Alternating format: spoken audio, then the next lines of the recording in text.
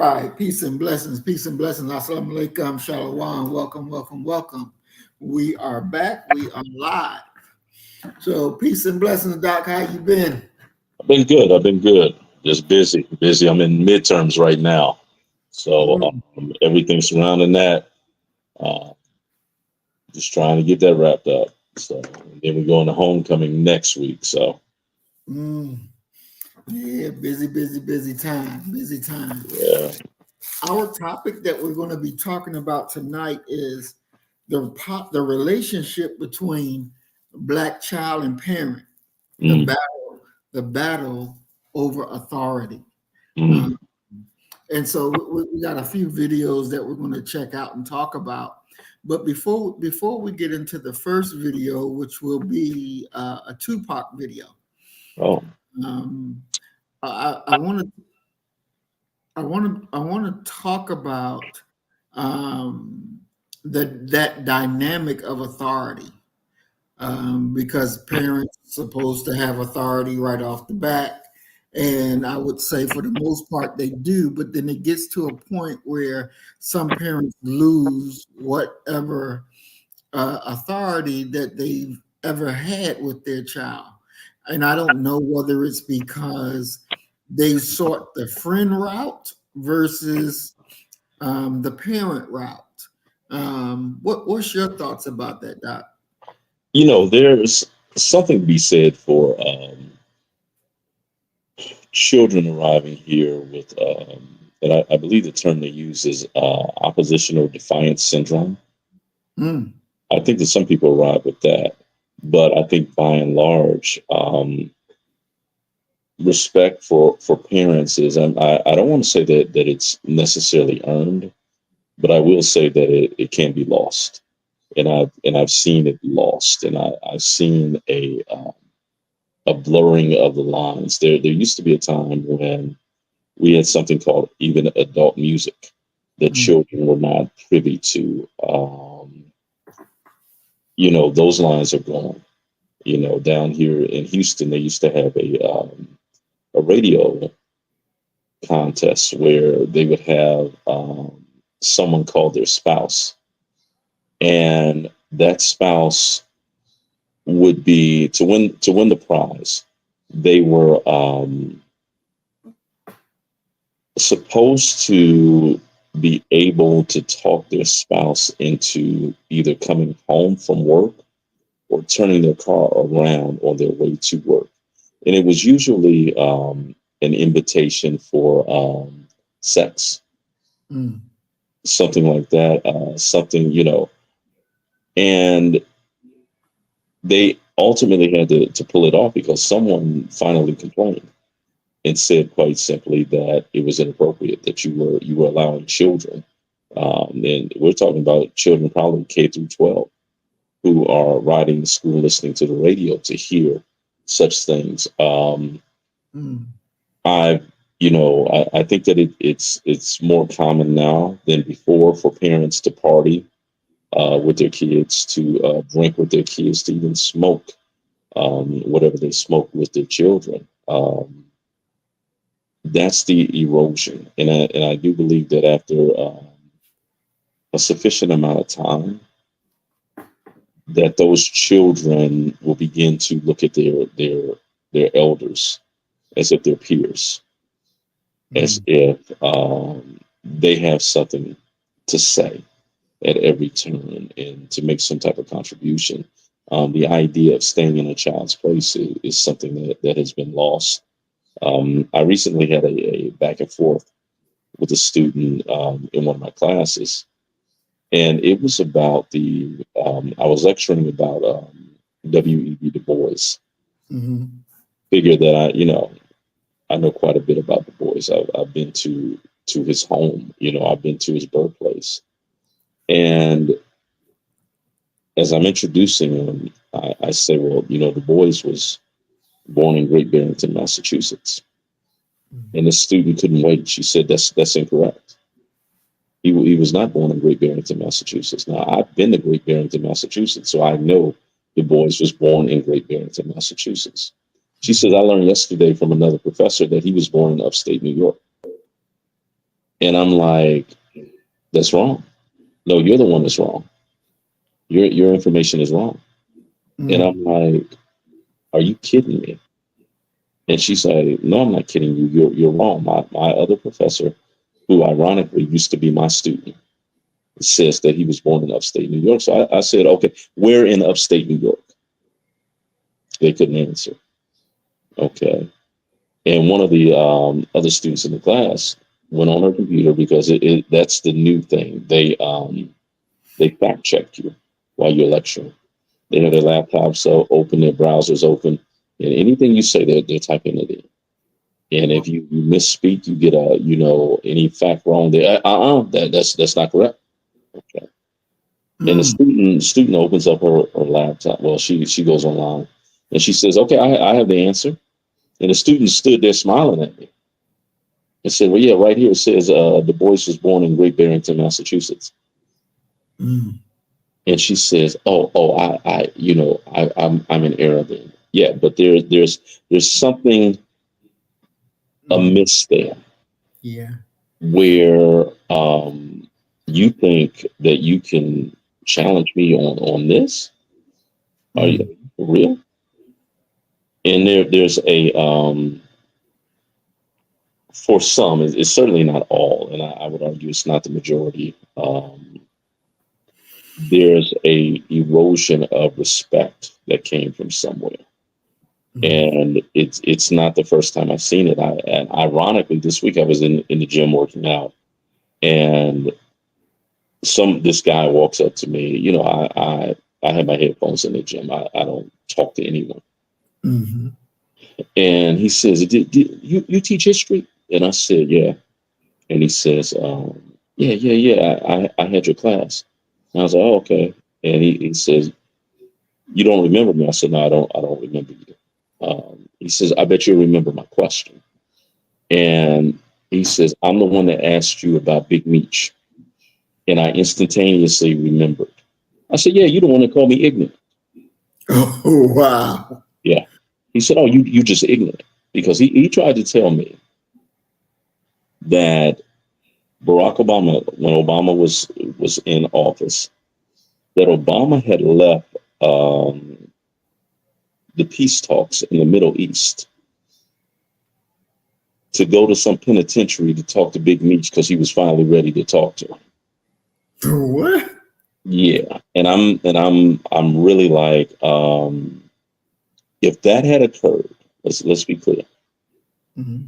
it would have been plastered all over national news, Exactly. all over. There's no doubt at all. And so once again, another student goes on their computer and says, "Oh, but Doc, it says that right here." I said, "Okay, what's the source?" And they said, "Oh, something called the Onion." And I said, "That's a satirical newspaper. Do you know what satire means?" No. They're just making stuff up. It's not real. Mhm. Oh, well, why they let them put it up there? And but just you know, that I would have to deal with that type of stuff.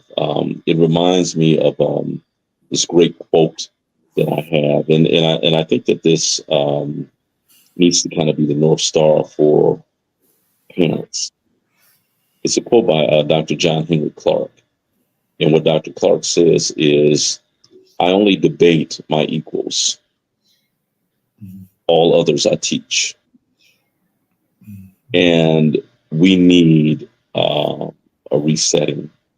But unfortunately, and once again, it's not all of our children, but unfortunately, we have gotten into a situation where it's very reasonable for a woman who reaches the ages of 60 to 65 to be a great great grandmother now. If she gave birth at 15, 16, her daughter gives birth at 15, 16, her daughter gives birth at 15, and Mhm. you're really in many ways looking at young people trying to raise themselves and also a little person who is dependent upon them for everything. And it has proven disastrous for our community. Mm. Wow. You know, Doc, thinking about that, do you the the two different examples that you gave, the students in the class and the Mhm. brother that you met at the gym? Mhm. Um, do you for the brother that you met at the gym? What He was a former student. Yeah. Right. What when he was in your class, where did you think that he would graduate and become a successful person doing anything, or was he going to be a pretty much, you know, a person that just sailed through life? What The was the latter. The latter. It's there's it's something that you pick up over time about Mhm, if a person knows how to be, if you understand what I mean. That mhm, somewhere along the lines where civilized people were learning how to be, there seems to be some other people who are not in the room at all. mhm, And they're willing to do anything. They're willing to say anything. They have what Scripture refers to as a reprobate mind. mhm, That they can't seem to think correctly. mhm, Um, just an example of that. The initial student, the one that was talking about the boys being from upstate New York, mhm, she asked me what another student asked me what I thought was the central problems with Black America, and I talked about culture. I talked about an erosion of pride, of pride in how you present yourself, pride in how you speak, pride in all these different facets that our people used to have pride in. And she responded by telling me that white folk had got my mind mhm, and that I was only parroting what are conservative Republican talking points, and that there is nothing wrong with how Black people present themselves. There's nothing wrong with how they speak. They have every right to present themselves however they want to. If they want to wear bonnets, no one should feel any kind of way about it. Why are y'all trying to get us to replicate and become like white folk? And I had to explain to her. I said, "Yo, my moral compass and my socialization comes from Black folk. Comes from by and large the village, the community that raised me. Period. White folk ain't taught me nothing about being moral and and knowing right from wrong, especially when you're talking about the idea of uplifting Black America. But mhm, there's an oppositional position that quite simply just says that whatever white folk have said, if white folk said that table is black and it's clearly black, they want to have a debate about it. They are the ultimate contrarians. They are real life walking foolish Floyds. They're going to dispute each and every point. Um, and it's to me, I have a term that I believe in, and you probably haven't heard me use it recently, but the idea of mental masturbation. mhm, That they're talking, they're acting out, but from the beginning to the end, it was very clear that they never had any intention whatsoever of producing anything but wasted water. But they can do it with other folk. They can have fun with it. It's enjoyable. It's entertainment for them. But mhm, by and large, it ain't taking them nowhere. mhm. Wow. Doc, there's a biblical saying that says, "Spare the rod and spoil the child." Hmm. Do you abide by that? Do you think that's something that's actual facts? Yeah, yeah. I believe that there is a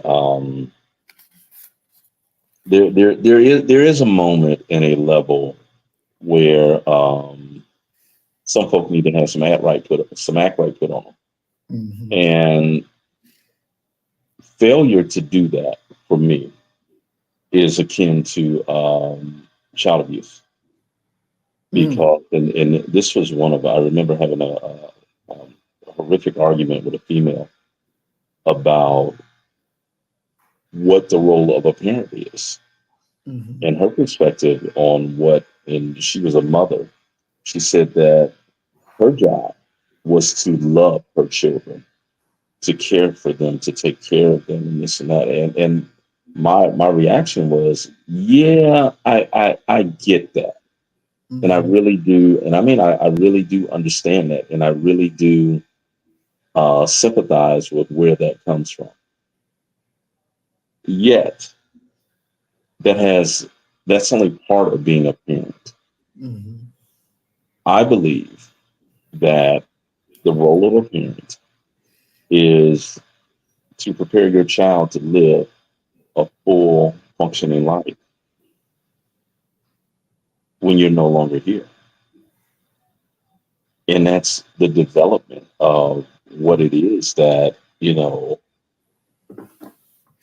paying bills, taking care of yourself, understanding what it is that you're actually supposed to be doing as a fully functioning adult. And failure to do that, from my perspective, is tantamount to child abuse because you have, for all intents and purposes, set this person up for failure. So when you're no longer around, when you're no longer available for them, they're getting ready to suffer at a level that is unconscionable. Mm. And we see it within our community all the time. Right. That here you have individuals that may be in adult bodies, but they don't have any real life skills. They don't really understand, and in many ways are kind of incapable of being able to build, let alone maintain, a life that is worth living, if that Mm. makes sense. Definitely. Doc, let me ask you this, and this is a statistic that I'm not sure how well known it is, but I know it's definitely not publicized like other things are. For example, that the most dangerous spot for a black child will be in the womb of a black woman, or that black women get more abortions than anybody on the Hmm. planet. But this statistic that says that black fathers, uh, uh, uh, uh, a child is good to be in the two-party home, Hmm. but if it had to be in a one-party home, one-person home, then it has a better chance of being productive if it's raised by a black father. Hmm. And what I'm understanding is that the black father rate is even higher than white men rate, um, Rate of what? of being involved in their Being child. involved. Yeah, yeah, it is. It is. I mean, I've seen many of those studies of how involved black men actually are in their children's lives, which goes, it conflicts with what many people would consider givens in popular culture misconceptions. But if you look at, and this is also one of the taboo subjects when you're talking about black men. Um, there's a reason beyond just sexual prowess why women of other races are so eager to marry black men. Um, you take a look at how, and we have these long running jokes within our community, and one of them is quite simply Mr. Cartwright, meaning the figure from Tyler Perry's The Family That Prays Together. Mhm. And Mr. Cartwright will kill everybody up in here. White men have historically been the equivalent of the original patriarch, the original tyrant within their homes. It's a European thing. If you go back and you look at the fallout from World War I, the biggest shift that happens demographically, there are two. One is that black folk come to the central cities, come to major industrial factories, towns, cities that have these industrial factories for jobs. Mhm. That's one major demographic shift. The other one was the fact that because the quote unquote new immigrants were going to fight the war,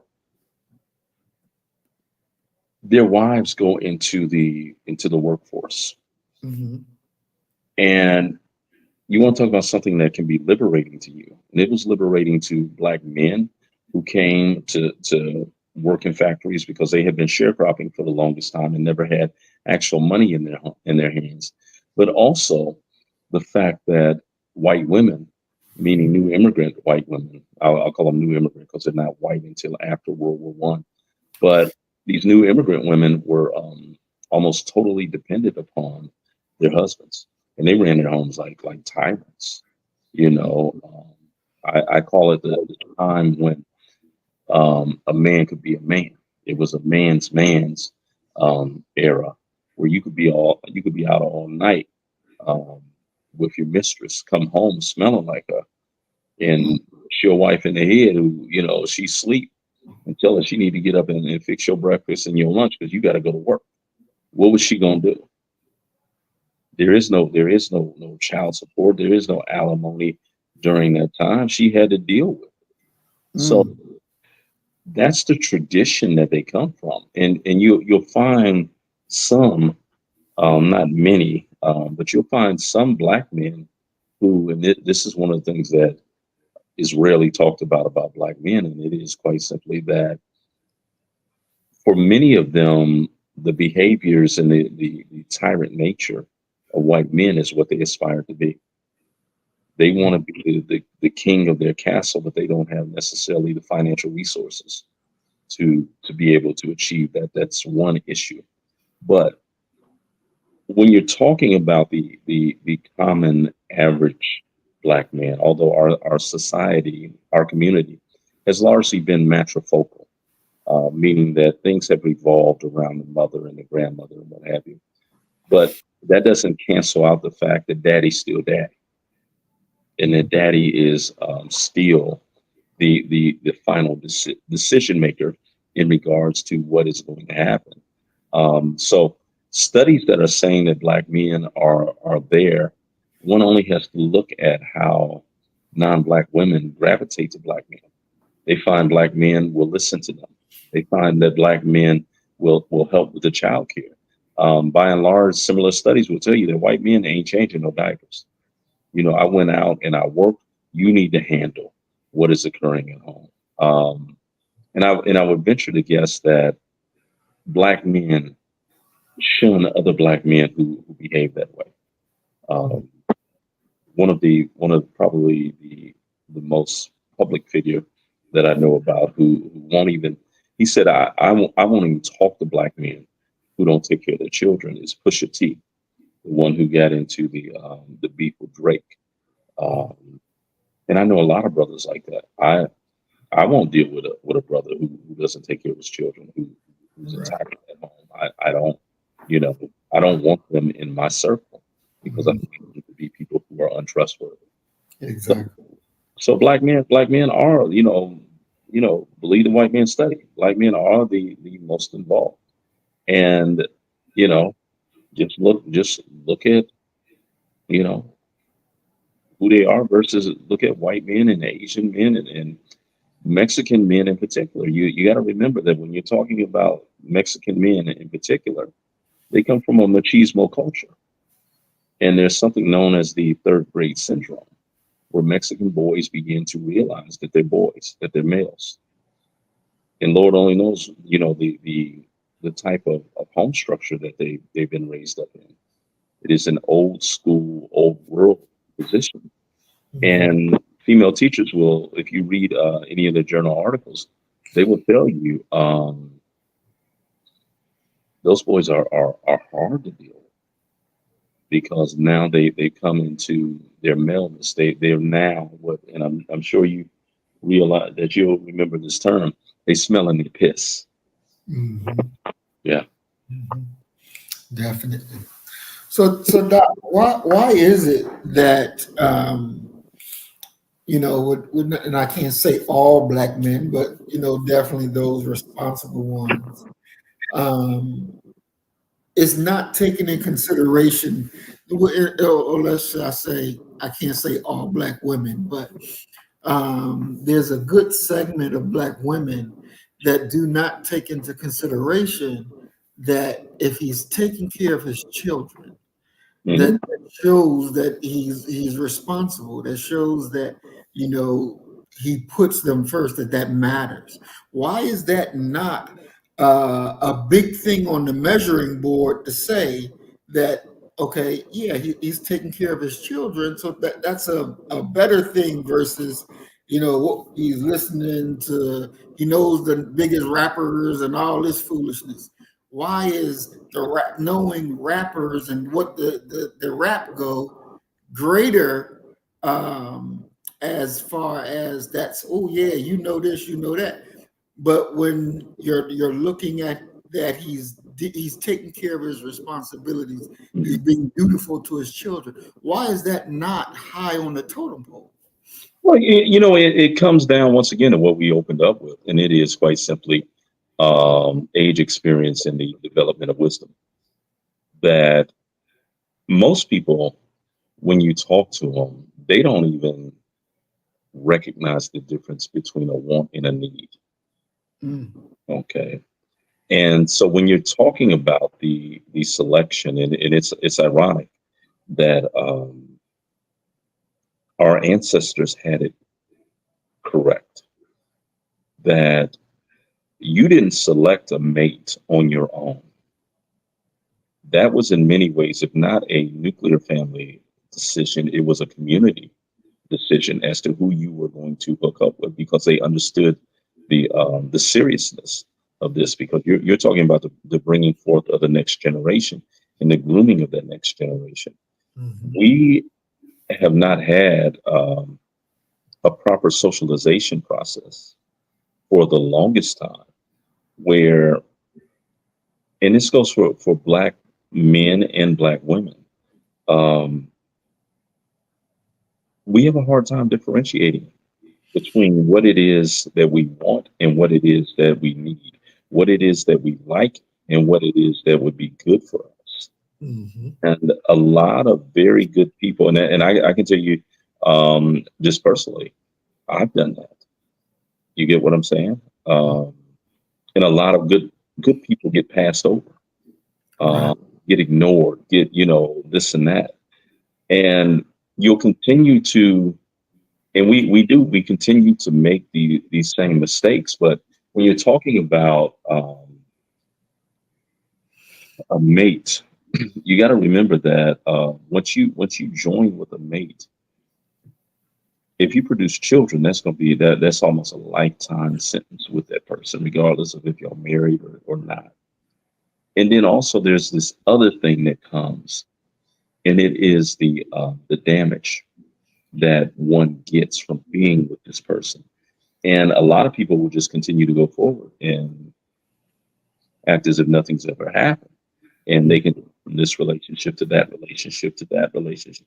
And the entire time they are becoming more and more like Erica Badu's back lady.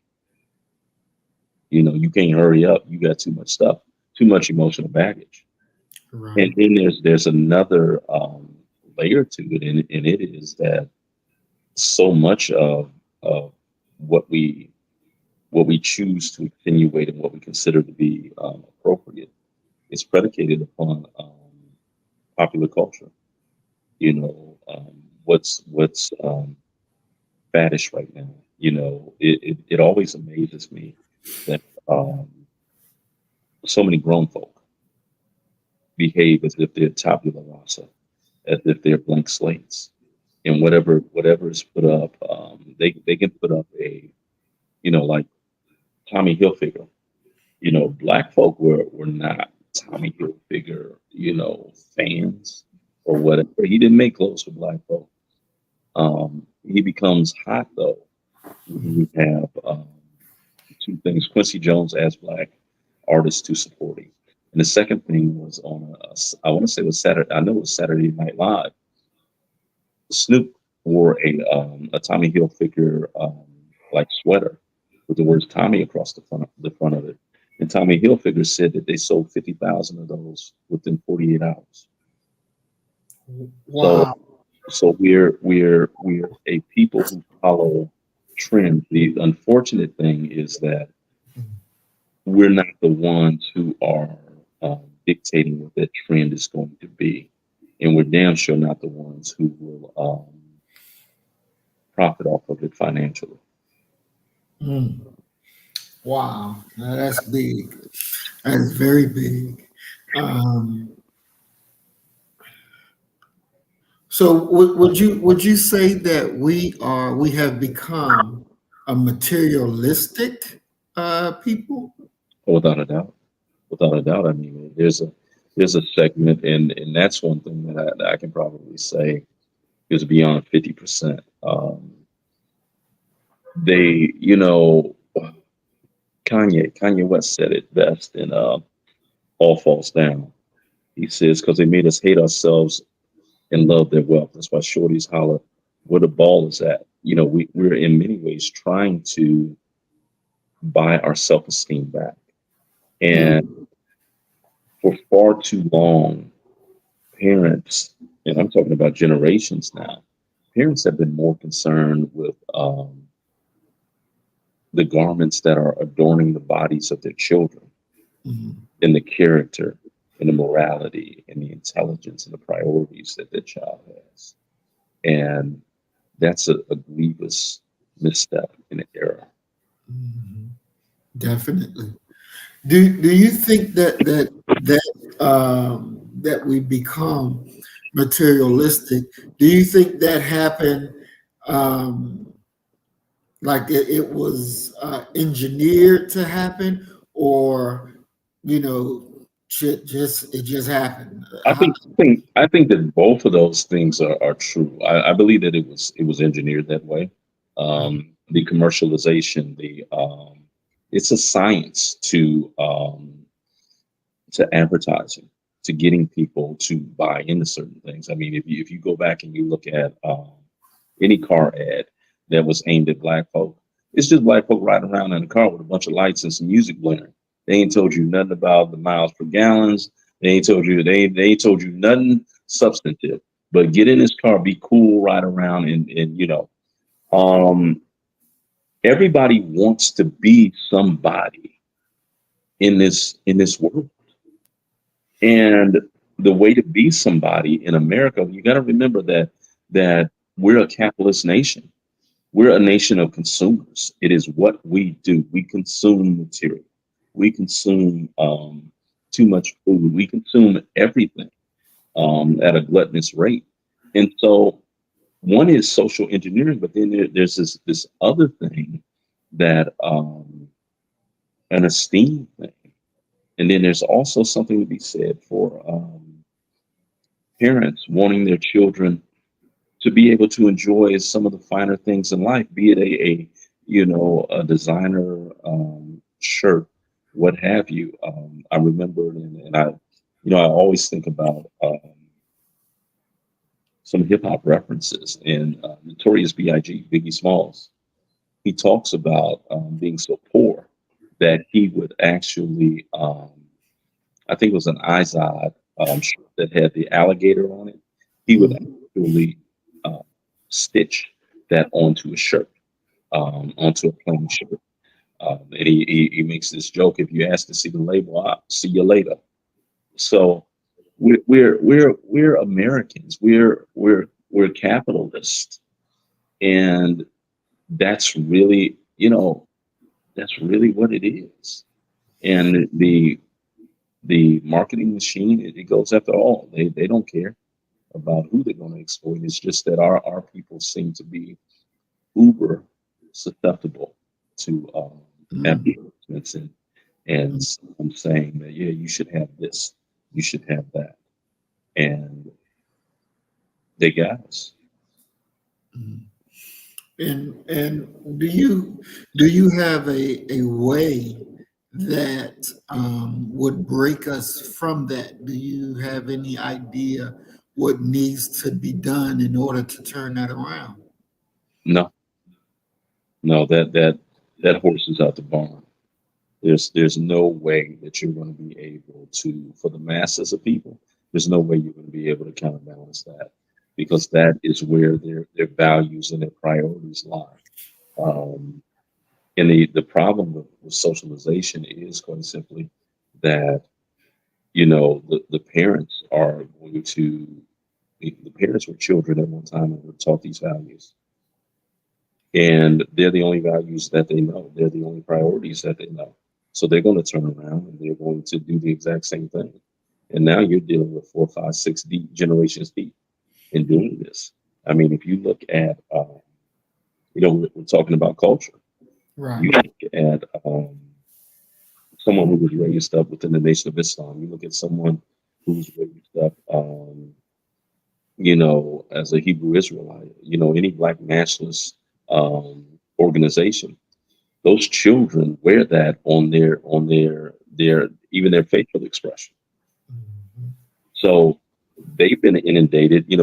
Chairman Fred said this.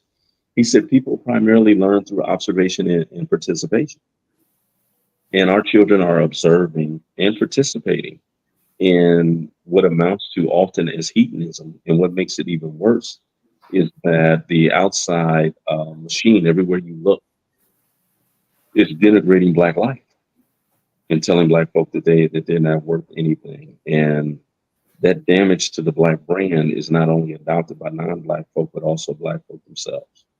To the Mm. point where you will have black folk who will disdain and hatred upon their own.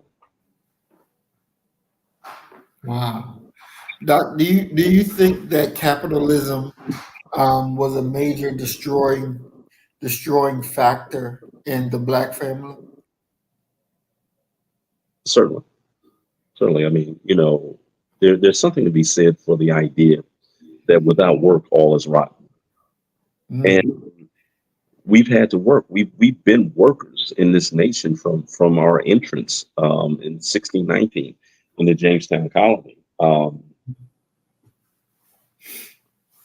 Capitalism is like a wolf that will devour and eat anyone who can't keep up. Mm. So on the one hand, you have to keep up materially. You have to keep a roof over your head. You have to take care, clothing for your children, gas for your car, a vehicle to put gas in. That's one thing.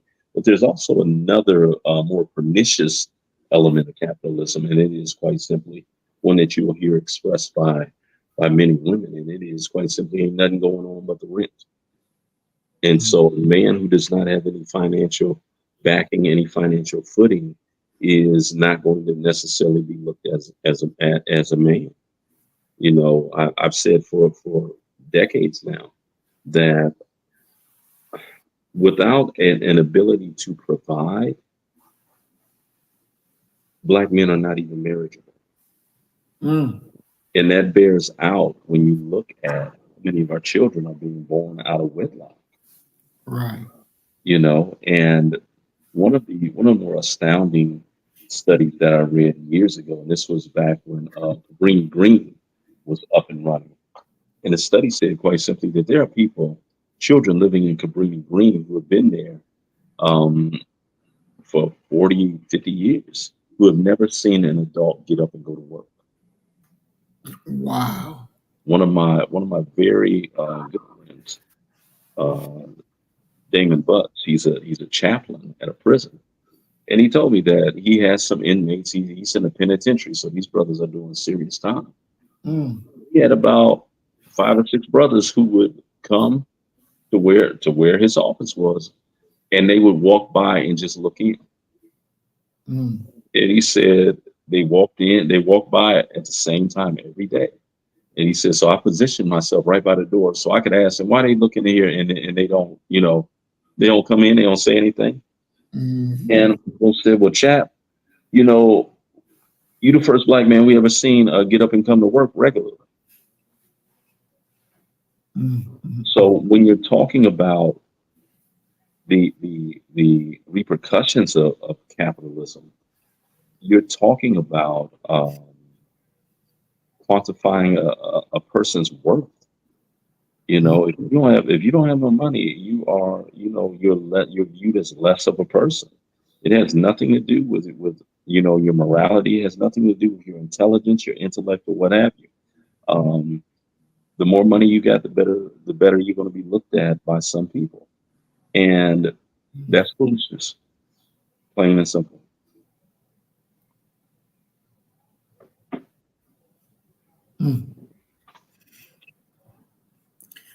Doc, we got this Tupac. He was how old? How old was he when he passed? You know what? I don't know how old the brother was. He was probably what, early 30s? Probably, Yeah. probably. Our first video is going to be of him. Yeah. He did a Black Expo in 1993, and Dr. Khaled was one Oh, of the people that were there. okay. And so we're going to watch that, and then we're going to come back and talk about it because he makes, of course, some very, very good points that I would like to that we're going to explore. So let me share screen.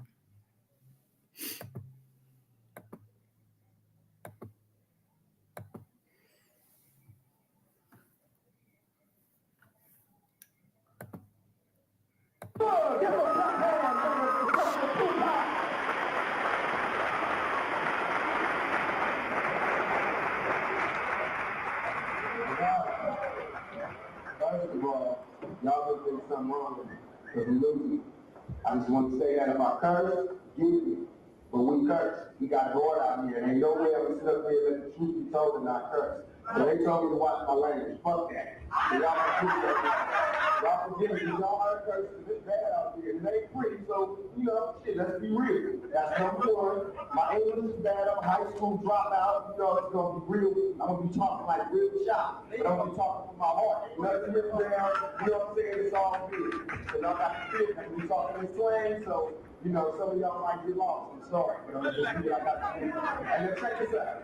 When I say I'm losing it, I mean I'm losing. I mean that for real. This ain't no free speech. This shit ain't like just to make it sound good. So I let them know. This ain't to make it so, ooh, we felt that. I'm losing. You feel me? I know y'all can pick up the papers and see that man got problems. And I do, but we all got problems. And mine is about my motherfucking self. You know what I'm saying? We did tell y'all about my mama and the Panthers and all that. But let me tell you where I ended up, y'all. Let me tell you where I ended up. My mama was a crack addict. I ended up in Baltimore on welfare with no lights on in high school. So we got to really, really, really, really, really watch this struggle shit. If we don't struggle, we got to struggle every motherfucking day till this shit is over. Let them know, bro. Fuck that. All that shit that went on in the 60s ain't finna happen in this motherfucker. I'll be dropping some of you motherfuckers who need to break beyond this shit. Trust me when I tell you that shit.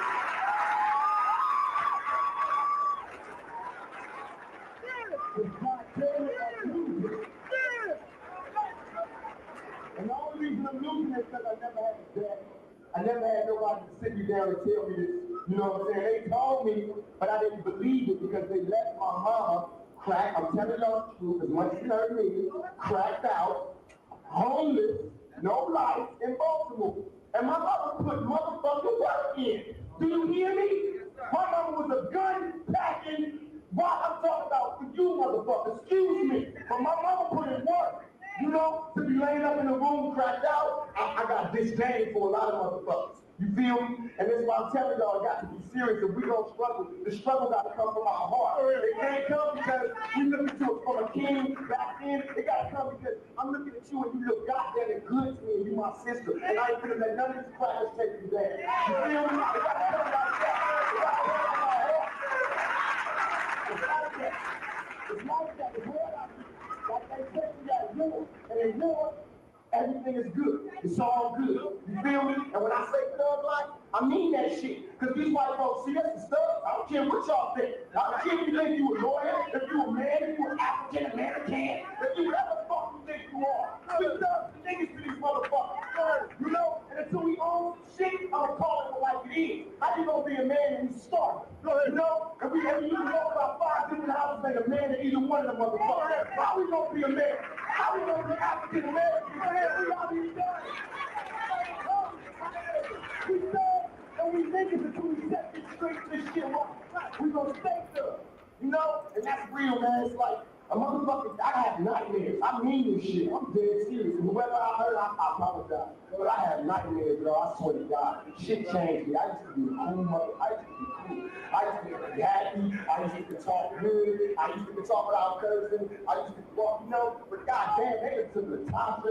They done took Yusef. They taking out niggas younger than me, man.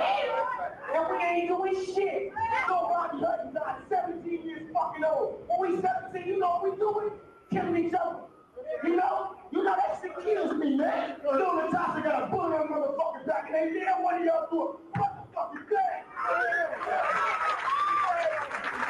What time is it, man? Fucking losers out here. This shit grieves me. Only reason I came is so I can curse with y'all and get y'all on the right motherfucking track. You are dying. That's real. We ain't got time for nothing except war. And I don't care how you got to be at war, you need to put yourself in that mind state so you can be there. If I got to thug to be at war, I'm gonna be thugging. If you got to be a Muslim to be at war, be a Muslim, but be at motherfucking war, and that's no fucking shoulder to shoulder start doing something. We can't do but so much marching, y'all. And I know y'all think it's right, but we can't. They not, we've been marching for damn near 100 years.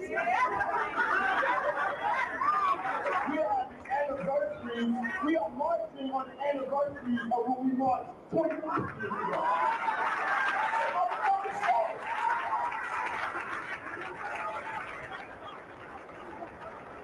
I'm 22 years fucking old. I'm not telling y'all this shit. How is it getting to be like this? And they wonder why I run around calling myself a thug and a thug for life. Because we by ourselves. You know what I'm saying? I got my ass beat by 2 white police officers, man, and it shook my whole world. I was a rapper. I had just did juice. Even though I was very progressive, my family was bent. I was really about just getting out there making some money. I had enough of poverty. I thought I made it. I thought I made it. I swear to God, I thought I made it. I felt good about myself. I felt good like I did something, like I was a part of this society. And I always wanted to think for myself. And I said, okay, I'm here. I didn't get a move. I want to scream. I'm rapping. I got money in my pocket, bank account. I'm going to the bank. I swear to God, on my mom, 2 police officers stopped me. What's your name? Tupac Shakur. Go ahead. They start laughing. What kind of name is that? Shit. What's your name? John. What fucking kind of name is that?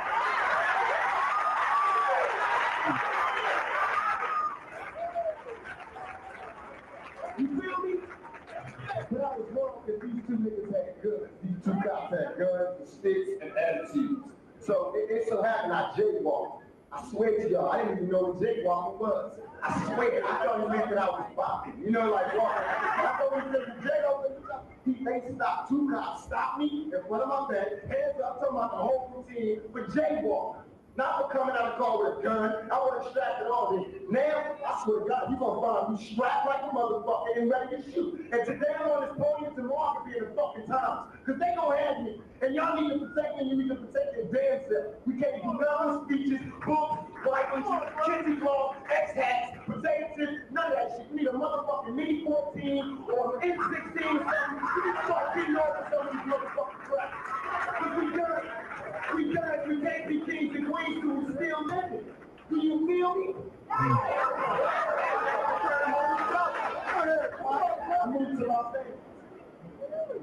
And the reason I moved to Los Angeles is because I want to be where the niggas is kicking up dust. I don't want to be where these motherfuckers is building houses and think we got a part of this society. I want to be where niggas is kicking up dust at. So what if they got gangs, goddammit? They got gangs, but they kicking up dust. What are we doing? Go ahead, Pop. What are we doing? I know y'all tripping off because it's like, but on the real, all bullshit aside, on the real though, it's like, we really ain't got no choice. Even though I know how you feel, I feel the same way. That's why I'm so angry. That's why I curse so much. Because I feel like it ain't right. It ain't right when I'm 22 and this is the life I gotta live. It ain't right that I gotta, I'm like a fucking vet. I wake up, man, sweaty, man, talking about the top. What the fuck is going on?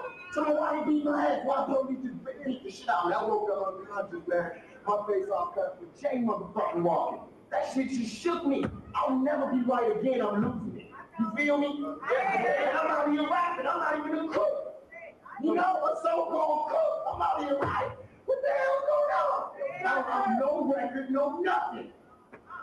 Soon as I started rapping, this what made me see me at war. Soon as I started rapping, soon as I started talking that shit about they got me trapped, soldier story, I don't give a fuck. It's like I got comments coming from everywhere. You know, I got cases coming from everywhere, man. People are supposed to be my king, queen. She just told the police I'll beat her up. I ain't even touch her. You feel me? That's what I'm doing. I'm losing it. That's what I'm telling y'all. I'm losing it. It ain't all cool. So when you see me in baby, everybody going, damn, what's wrong with you? You know, hey, it's hard out there. It's hard out there, and it's even hard for a nigga by himself. When I go home by my motherfucking self. When I close the door, it's by my motherfucking self.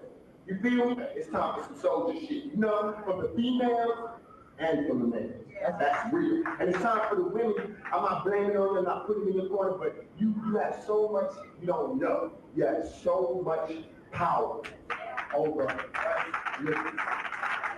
You run shit, but you just don't know. And it's a game. I know I'm a man, I'm gonna hit y'all to the game. When a nigga sees that you do anything for him, he's gonna run you. But if you keep your principles, if you stay your ground, you know what you want out of that nigga. You push that or leave that. Trust me, it ain't no shortage of young black men. You know, that's how we gotta handle that. You know, we gotta handle that shit. We got more like down for each other. You know, I know we're not supposed to use the term gangster bitch, but damn. We got to be down for each other, you know. We got to be soldiers, man. They gonna be writing about us in 20 years, you know. It's that time, y'all. It's that time. It's the 90s. You know what the 90s is upside down? Fucking 60s. You know what I'm saying? We gonna turn this shit upside down all over again. And we the ones that got the power to do it. Did you see what happened on April 29th?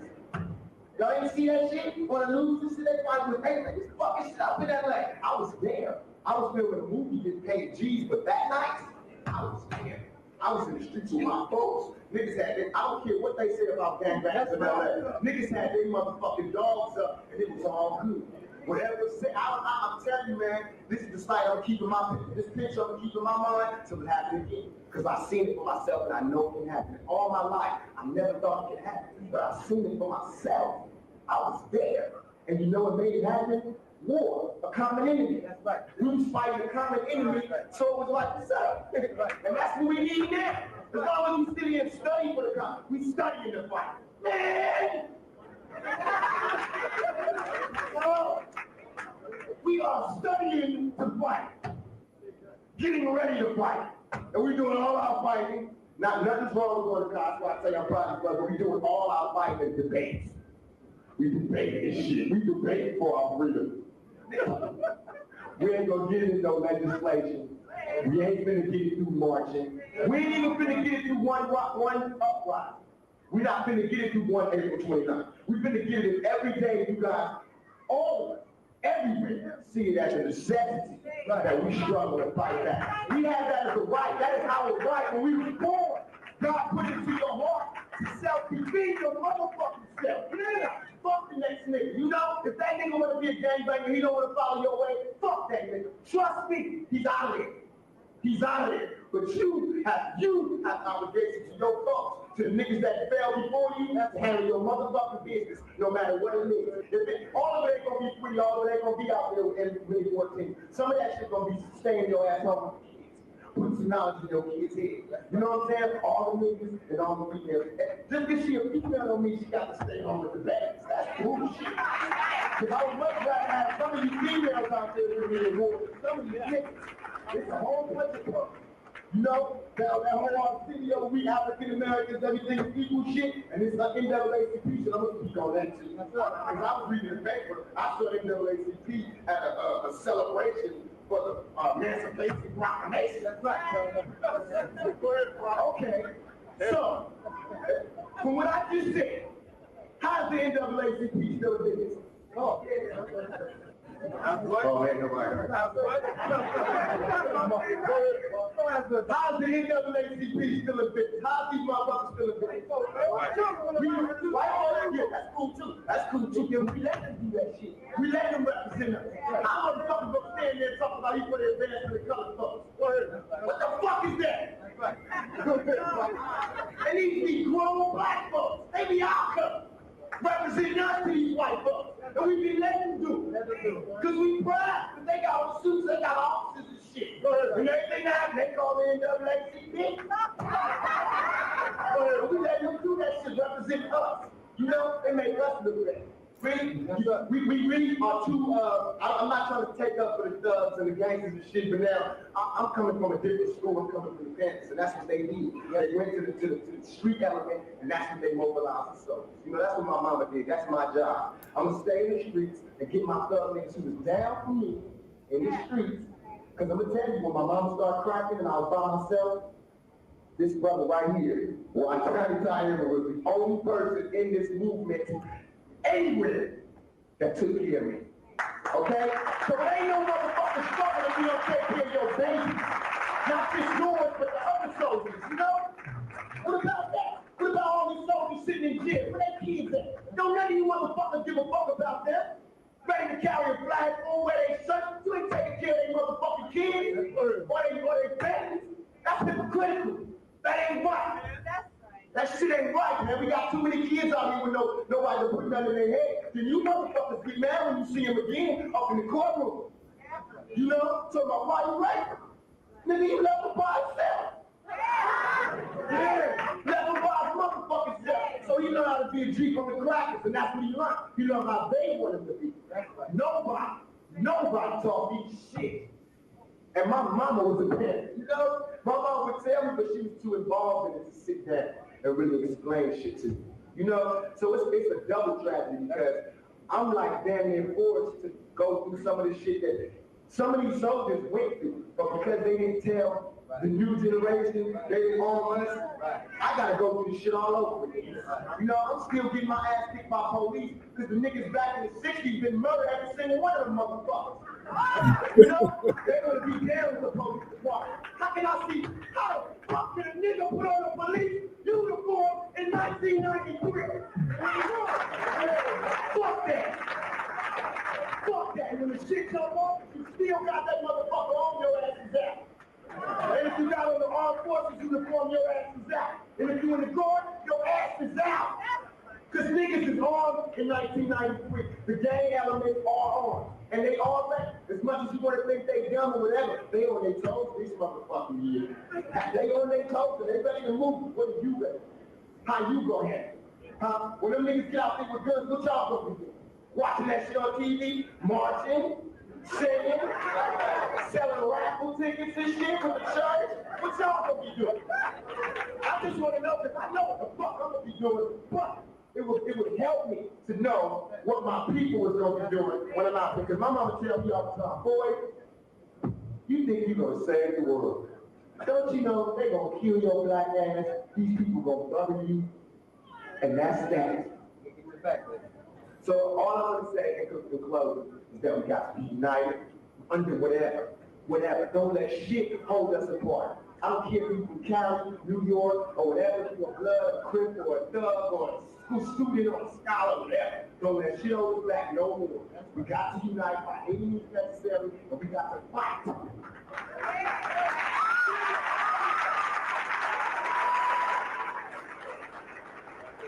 Holy protectors, hold. They're from the Tupac out. Hold, black hair. I say, in your business. Give me a black hair. Hold your protectors, have a seat. Hold your protectors, we're going to close out now. Hold your seat, hold your seat. All right, so that was Tupac, and he died when he was 25. 25. Okay. Wow. Yeah, 25. I want to welcome Brother Willie Rivers to the program. Peace and blessings. Mr. Adolfo to the program. Peace and blessings. But he's probably gone. He says he's chilling with his wife. So that's date night. Make sure you make it happen and make it good. Peace and blessings, Maya. We're glad that you're here. And definitely, we will definitely talk about that. But Tupac said a lot of great things. But I think one thing that really stands out is what his mama said, you know, you think you're going to save the world and they're going to kill you. And then the brother was murdered and at the age of 25. He definitely had some good thoughts, good ideas. What do you think about what you heard, Doc? It puts me in the mind, honestly. This isn't a necessarily an attack upon his ideas and the things that he was saying, but it reminded me of almost being at a Baptist revival of a lot of emotionalism from the crowd. And the emotionalism for me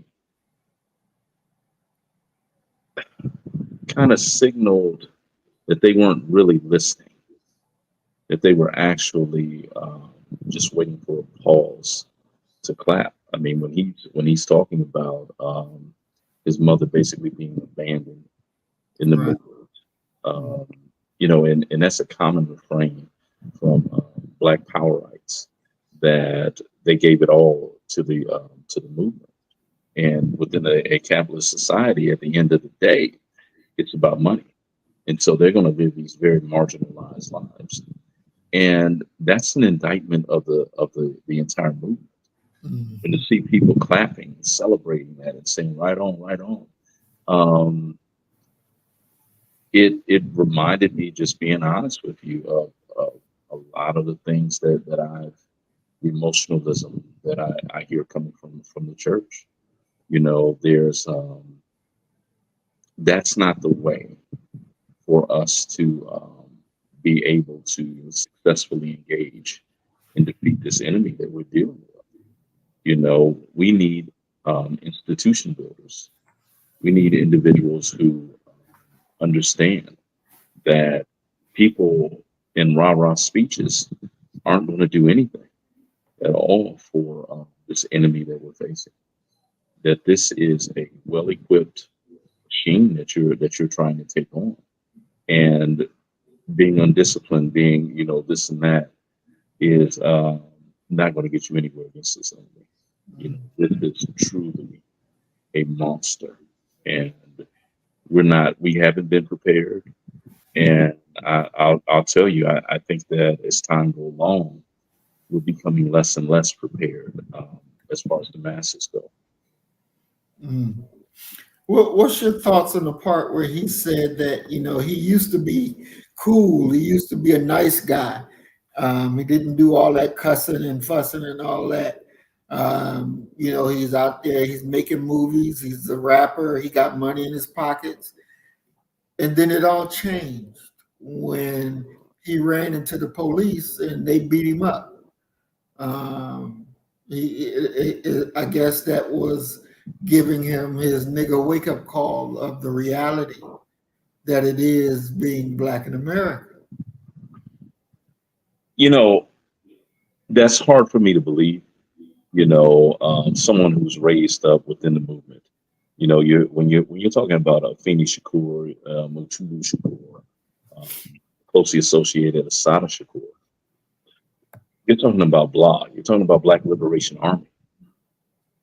It is hard for me to believe that someone who was incubated within the Black Liberation Army needed a wake up call at all.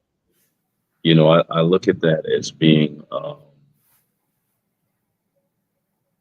for effect, and not really being biographical.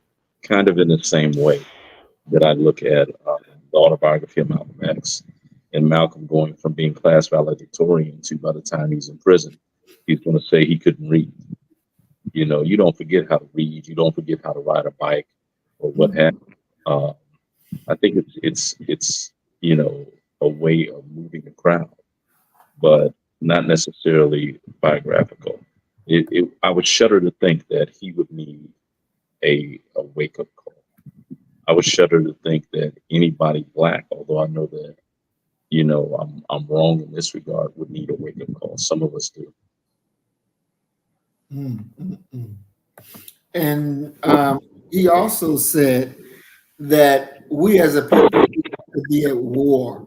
all the time, regardless of whether you are African American, you're a lawyer, you're a doctor, but you have to be these things at war. What do you think about that? I don't think that the vast majority of black folk are at war. They should be, but I don't believe that they are because they haven't even identified the enemy, let alone what the enemy is doing on a continual basis to them and to our people as a whole. You know, when you come across black folk who have not had their blackness solidified through the actions of those who have historically exploited us, it's hard to take them seriously as warriors, as people battling anything. You know, they're out here in many ways trying to survive, in pretty much the same way that any hunted game would try to survive. You know, you can sit there and look at people who hunt deer. Mhm. Are the deer, at war with the hunter? They should be, but in actuality, the deer is trying to elude, always trying to survive, trying to exist for one more moment. And I see a lot of that amongst our people. I see many of us coming together to have a feel good session of listen to a speech and rah, rah, rah. That's no different from what the nationalist community accuses the black church of doing. You know, what's coming out of these meetings? And, Park has this criticism, this legitimate criticism about marching. I would argue that criticism needs to be extended to the idea of meeting. Mm. We've been meeting, we can go back all the way back to, the founding of the NAACP. We can go back to Booker T. Washington's Tuskegee machine, David Walker's appeal. Black folk have always met. So the question needs to become, what is coming out of these meetings beyond being gripe sessions? Where's the goal? If we're meeting about a goal such as preventing black farmers from losing their land, hey, at least we have a target and we have a goal involved. But if we're just meeting to talk about how white folk have given us hell for 400 years, well, we're going to catch 400 more years of hell because you haven't done anything, and you come out. And once again, Malcolm talked about it, when he talking about religion. When we come together, he says quite simply, if your religion has done as little for you as ours has done for us, you need to keep it in the closet. And if you bring it out to the meeting, all we're going to do is sit up and argue about religion. And within a couple hours, the meeting is over. Everybody goes their separate ways. And you've been entertained. You've been titillated for a little bit. But one brick being placed towards the liberation of black folk now, it wasn't achieved. Mm. What do you think about when he say, he's never had a dad, his mom was cracked out, and that because we don't have nothing, we don't have businesses like that, that will always be seen as thugs and niggers. What's your thoughts on those? My thing is whose lens are you looking at us through? If you look at us through the white man's lens, yeah, you're correct.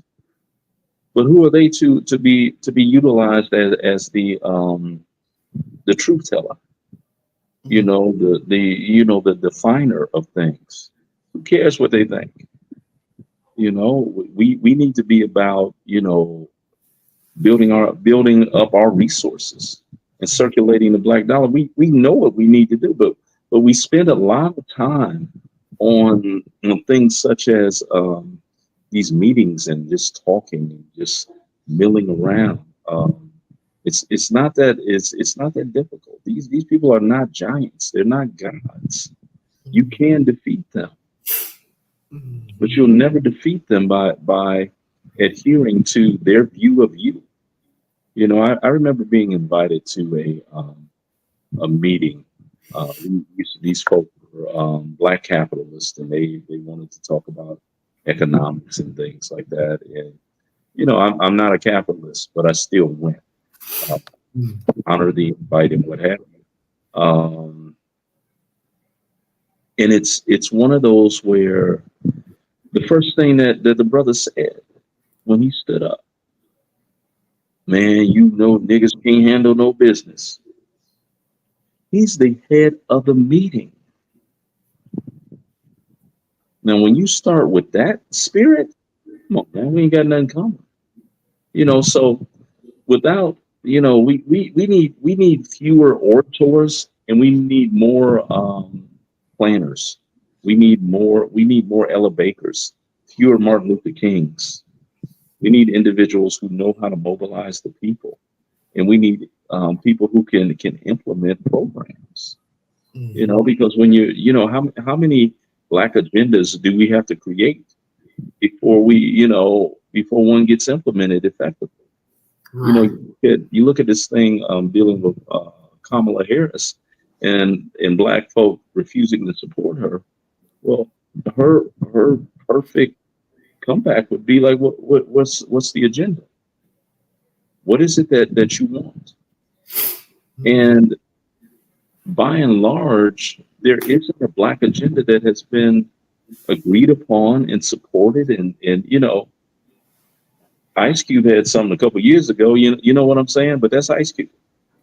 With all of these quote unquote political scientists and these intellectuals that we can't begin a grassroots movement within our community to uplift it. It's hard to believe. Definitely. Definitely very, very hard to believe. Um, I think if Tupac would have gotten to live a whole much longer than he did, maybe we would have got to see a little bit more different things that he was bringing to the table. Being cut down at 25 years old really. I mean, he certainly had the fame and the platform to be Mhm. able to get people to follow. And Mhm. we talked about earlier, there it is right there that our people are thirsty to be entertained and to follow fame, Mhm. even if that's not the way to liberation. It seems to always ultimately be where they end up. Mhm. Mhm. Definitely. I want to welcome Mac 285 to the program. Peace and blessings, bro. We're glad that you made it home safely and welcome to the program. Um, I wasn't going to bring it up, but I think I have to bring it up now. Obama, Hmm. and he did a talk to black men. Yeah. Get out the vote, da da da, support Kamala Harris and all that. But Obama doesn't have that kind of standing in the community to be able to come out and talk to black men in such a manner. Um, I forget the actor name, but he even said Obama overstepped, and they're on the same ticket, they're on the same team. Um, is it because, do you think, because he was president that gave him that idea that, yeah, I should speak to black men like that? Do I think that say that again? Yeah. Do you think because he was president that gave him the position as a former president to speak to black men the way that he did? Certainly, certainly, without a doubt. I mean, it's the exact same thing I just finished saying about Pop. He's got the platform. He's got the fame. He's going to be able to be heard. We talked about this previously about Minister Farrakhan, and the thing that has made Minister Farrakhan so relevant for so long is that he has his own means of reaching the people and communicating with the people. Okay. I challenge people. What Jesse doing? What Al doing? What you get what I'm saying?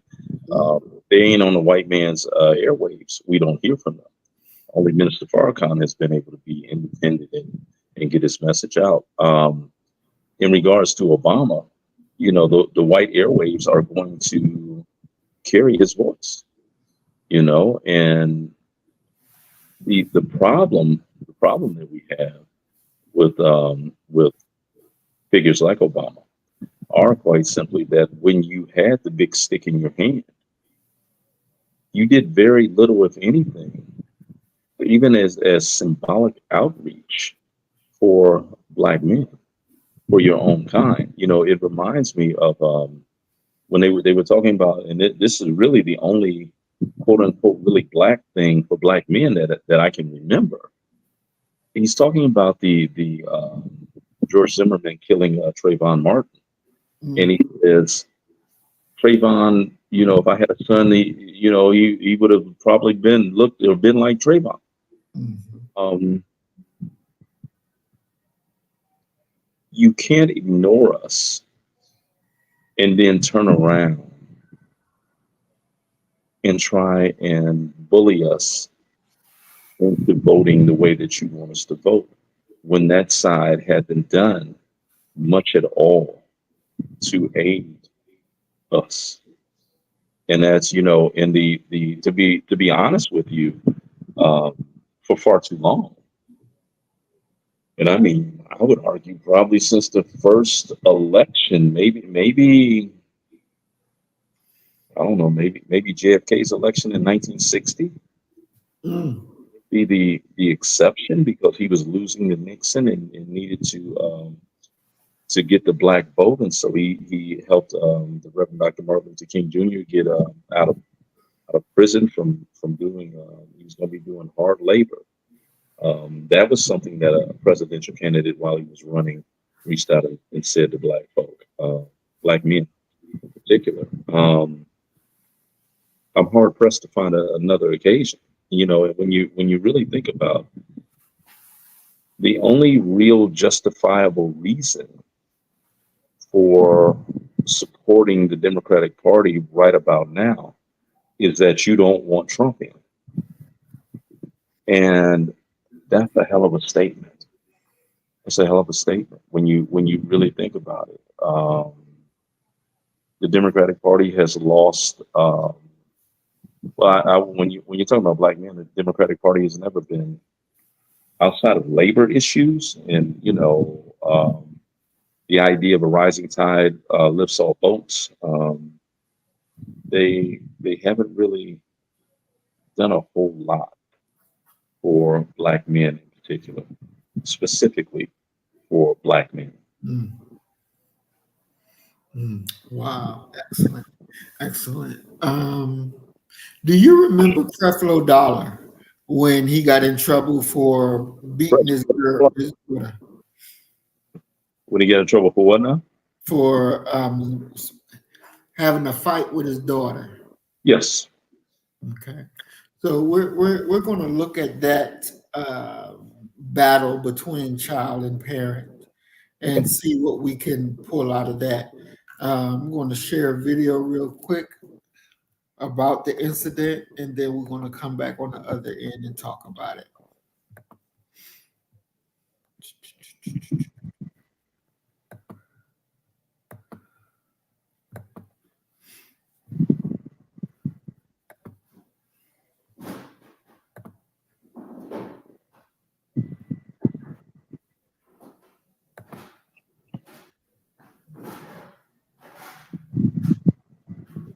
Um,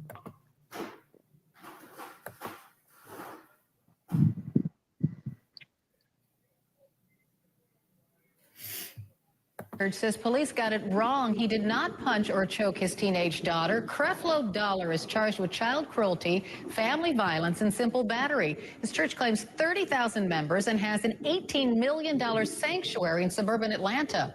Dollar took to the pulpit and told churchgoers that the argument with his 15-year-old was not physical. The truth is, she was not choked. She was not touched. There were not any scratches on her neck, but the only thing on her neck was a prior skin abrasion from eczema. Anything else is an exaggeration and sensationalism. George Howell is with us now, and police have a very different version. Well, Carol, let's talk about that police report. The investigator that day took statements from three different people. First of all, the young victim, her older sister, and from Pastor Dollar, who in the report states that his daughter became aggressive, that he tried to restrain her. Both teenagers, they also describe a very aggressive attack. But as you hear there, Pastor Dollar says all is not as it seems to be. His congregation stands by him for the most part. Take a listen. He is the best pastor in the world. He teaches the word with simplicity and understanding. He's a great father and husband. So I know this is a great man of God, him and his family. I have a 15-year-old daughter myself, and if she needs discipline, that's what she will get. Thank you. Case dismissed. You didn't think for a second about not coming this week? Please, no. And come on in and join us. You're a couple. So again, in that report, it talks about the pastor allegedly choking the young girl, his daughter, also using his shoe to hit her. But again, you hear from many members who say, was this discipline taken too far? Perhaps a reason to demonize the pastor? Many of these members, they say no. I was asking you while we were listening to that. The daughter, the 15-year-old, called the police, right? And that's the thing. This investigator came to the home, took those statements directly from the two teenage girls. So at this point, we're comparing what the police report says to what Pastor Dollar says. So the investigation continues. And what might happen to him if police have already charged him, right? So what happens now? Obviously, this process will continue to go through the court system. The pastor obviously standing up for what he says happened that day. And keep in mind, this pastor, he's known for his prosperity theology, basically saying the better a Christian you are, the more wealth you should get, more wealth you should have. And Pastor Dollar himself, he has been criticized for his wealth, for his assets, millions of dollars in assets. A lot of people watching what happens to him in this case, his membership supporting him. George Howell, thanks so much. All right. Let's see. Okay, so here you go with Creflo Dollar. And when I first came across the story and I read it and I did a little video on it, I took Creflo Dollar's side. His daughter wanted to go to a party. He said no. She said, "Oh, yes, I am." And he tuned her ass right on up. You know, even though in the public you say, "I ain't touch her, I ain't did it." But the reality is he tuned that ass right on up. You think that Creflo was right? Or should he let the little 15-year-old go to the party? You know, children are often referred to as kids, which are infant billy goats. They don't have the foresight to see what's coming down the road. Their thoughts, they're kind of like we are with God. Their thoughts, their ideas are not like ours, and they can't begin to conceive why we say no at certain times. You know, this and that. So that's under his dominion, that child. And you know, his first order is to ensure that child makes it into heaven. You know, and during this earthly existence, to love that child, to protect that child, and what have you. And it's particularly disturbing when those who know the least about a situation, meaning the state or outsiders, are interfering with how children are being raised. And it's particularly difficult for Black America, because if our children are not raised with discipline and respect, they'll either end up living lives that are not worth living, incarcerated, or dead. And so I don't have a problem. The only problem I have is with him standing up in public and saying he didn't do it. Mhm. That was a moment where he could have very well helped to reestablish Black adult parental dominion over their homes. Mhm. And we all know that that's what's going on within not just Right. Black homes, but white homes, you know. But because of outside societal pressures, you got a total line. That would be my whole problem with Mhm. it. But if he said no, he said no. You know, one of my college friends, she told me the story of how she hated her father because he was strict and he wouldn't allow her Mhm. to spend the night at one of her best friends. He would not allow her to spend the night there. There would be no sleepovers. She said she could go other places, but she couldn't go there. Mhm. And even until she got in her early 20s, that she learned that the girls, her best friend and her sister, and all of them were being molested by Oh, by a stepfather. And she says now, with the benefit of hindsight, I'm able to really be ashamed of how I felt about my father, not realizing and not understanding that he was protecting me the entire time, regardless of how much I screamed and hollered or what have you. He wasn't going for it because his idea was to protect her. right. Do you think, Doc, when the children, especially the girls, and they get, 15 years old of age, that they should be giving a certain amount of leniency to make their own decisions? Yeah, I believe that you should be allowed to make some of your own decisions. That's how you're able to let them learn about those thought processes and what have you.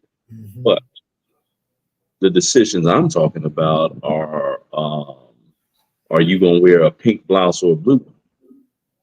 It Mm. it ain't you staying out at night.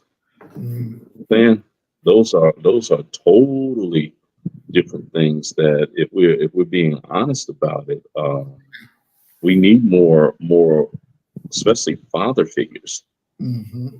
that are able to step in and let children know, let daughters know in particular, that no, that is not the conduct in the movements of a young lady, a respectable young lady. You know, Mhm. it would be, so often when we talk about the proliferation of single female headed households within Black America, we often talk about what the absence of the father does to the son. We don't pay much attention to what the absence of the father does to the daughter, Exactly. because she now has no model of Mhm. which to go to. And one thing that many people do is they go towards what's familiar. And so she could very well be going towards what she saw her mother deal with. Somebody Mm. who's come in and do whatever, or even worse, be socialized by her peer group uh, Right. to go for what it is that she like, because she has no understanding, no comprehension of what she needs. Mm, mm, mm. Wow. Do there's a movement in the different state houses across the country trying to ban parental rights. There's a thing where the UN has made this child the right of children, and America has not ratified that document yet. Mhm. But do you feel that there's a definite issue between parent and guardian, parent and child, when the school district gets CPS into it? I mean, it's hard to make those blanket statements, because there are some moments where we need some law enforcement intervention. you do have those moments because you have some parents who just abuse their children and wow out. It's not no constructive criticism. It's none of that going on. It's pure brutality that they probably experienced under the guise of this is what parenting is actually about. However, having said that, except for in those cases, you know, if a parent has a decision about some moral things that they don't want their children, let's say, to be reading or to be learning about in school, they should have that right to opt out of those very things. One of the NFL quarterbacks, I don't remember who it was, but he said that a young player had asked him, he had his first child. And he says, what should I be doing? This and that. He said, well, you have to look at your child as the tape recorder Mm-hmm. and then decide whose voice you want on that tape when they play it back to try to recall some life lessons. And there are just some things that we're just not going to agree upon, and parents should be able, you should be in charge of what that young person is exposed to and what it is that they learn. Mm-hmm. Do you think that by the government getting involved, becoming the middleman between adult and child, and there are times where the child actually acts as if they have rulership over the parent instead of the parent having rulership over that? Is that something that is ushered in through government, through programs? Is it a way to, again, make a deadly blow to the Black family by, letting the child do what they want to do? What's your thoughts on that, Doc? I just believe that everything is harder when you're Black, and any attempt to raise undisciplined people, uncivilized people with Black skin is going to end up in a tragedy, in a unbelievable tragedy. And I mean, a big part of that damage is going to be to that child. Mm-hmm. Yeah. Yeah. You look at what happens when white boys are not disciplined, when they are not raised um, with civility, with love. They wind up shooting up schools. They wind up killing their peers. Black children, we know the rules, and we as a community have to be steadfast about the idea of protecting them. And a part of protecting them is to keep them from themselves often. Mm. That's very interesting, Doc. To try, you said, to help them, try to keep them from themselves, from hurting themselves. But it's like, if I got a whooping when I was a little boy, the idea of picking up a phone and calling 911 just never existed. I knew what 911 was, but I'm not picking up that phone and dialing no 911 because my mama just whooped my behind. In my mind, if I did something like that, she gonna kill me. Where do you think the breakdown came in that now all of a sudden the pastor's daughter gonna pick up the phone and call 911? There had to be a fundamental breakdown at some point. Or do you think she was just one of these girls that was just out there like that? No, I don't necessarily see it as a fundamental breakdown. Uh, Mm, we have children who are constantly trying to make moves and to do certain things that are not necessarily sanctioned, by their parents, or even by their community. We've always had that, mhm, and it's one of those things where you've had the interjection of another variable, and that mm, other variable was introduced to them through the schools, programming and things like that. Well, if you're ever in trouble, just call 911. Well, they don't Right. have the real understanding to comprehend that if you do that, you're Hmm. activating some resources that no one that looks like you or loves you or cares for you is going to be able to stop. You may very well find yourself living in North Dakota before this is all over. Stripped away from your parents, this and that. There are some consequences Hmm. for doing those types of things, and those ideas have been introduced by people who are outside of our community, don't understand our community, okay, and in many ways are motivated by a less than savory view of black folk. They believe that all black parents who may discipline their children are bunquishous. It's just beating the hell out of them Hmm. whatsoever. Hmm. All right, so we're going to go and look at another clip. This one is a lot shorter. It's just a minute, but we're going to look at this and then come back and talk about it. All right.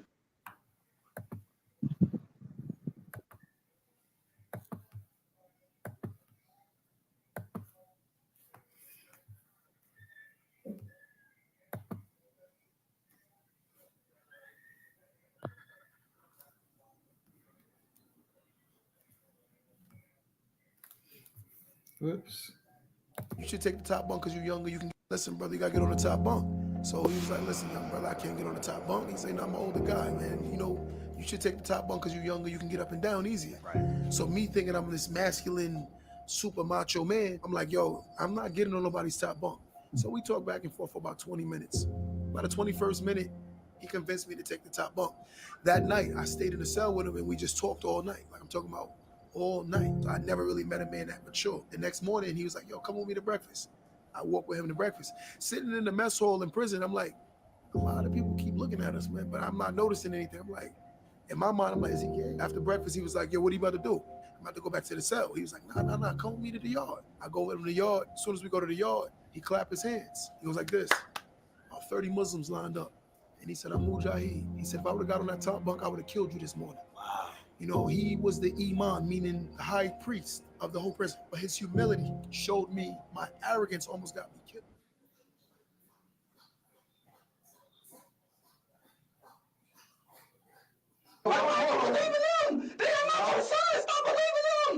Be honest, baby. It's okay. Because you're gonna feel so much better. You're gonna feel so much better. When they pull this GPS, will it show that you were at home in your bed, or will it show that you were somewhere else? That's the question that was asked. You don't know? This is that's serious. You will kill my family. What am I supposed to do? Robert, you don't understand that you're just as guilty if you know who did it and you're not saying nothing. That's guilty by association. I don't know. Snitching on everybody. Who's gonna get charged? Why did you make me say? I said I don't know. My life is ruined.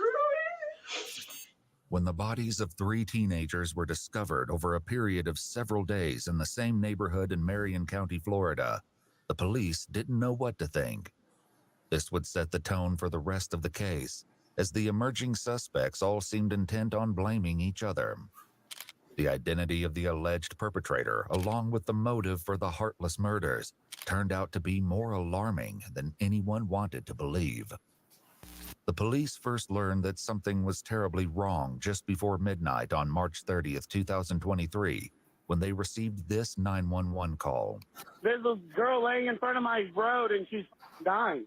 Okay, is she awake? She's dying, I don't know. She's bleeding out of her head. She's gargling on her blood. You need to turn her on her side so she doesn't choke, okay? It doesn't matter what side.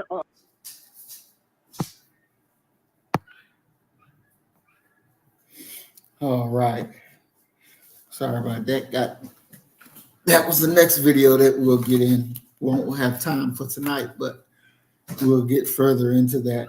So in that video that we just watched, you saw the deal with the young buck coming into jail and the older guy. And the older guy could have handled it, obviously, any way that he wanted. but he took that route to teach the young man some respect, some manners. Would you agree, Doc, that some of our young ones have a problem with respect and have a problem with showing the proper manners to elder Black folks?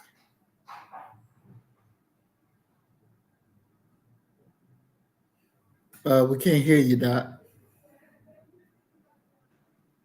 Most certainly, there's no way that you can look at, especially when you're talking about the totality of it, that some of them have a very difficult time showing respect to parents, to grandparents, to anyone.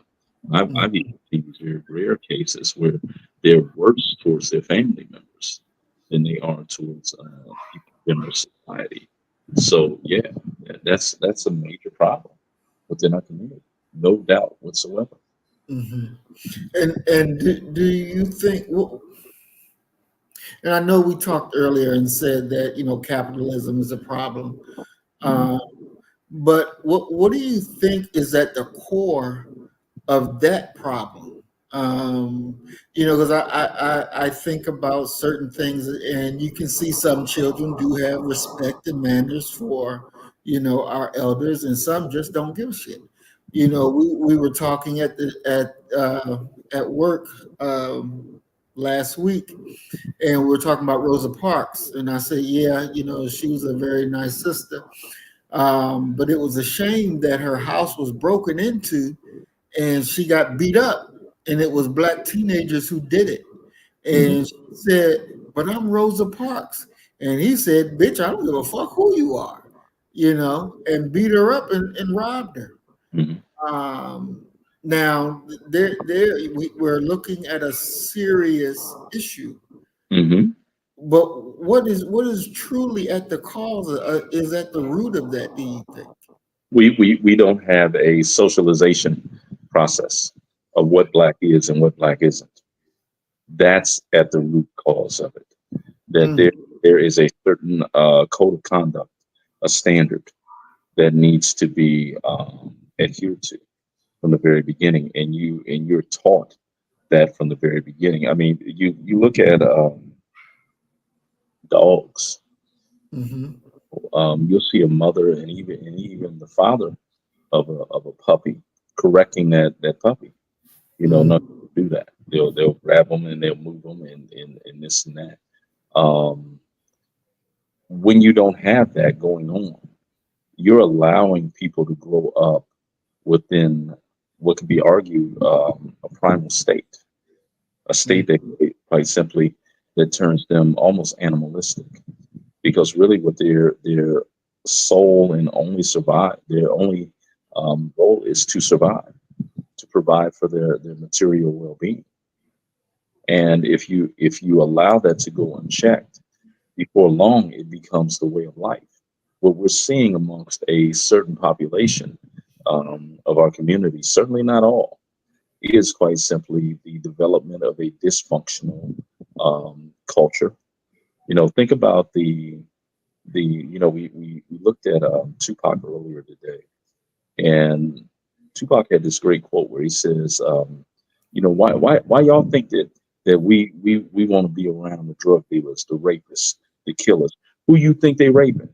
Who you think they killing? They raping our mothers and our daughters and sisters, and they killing us.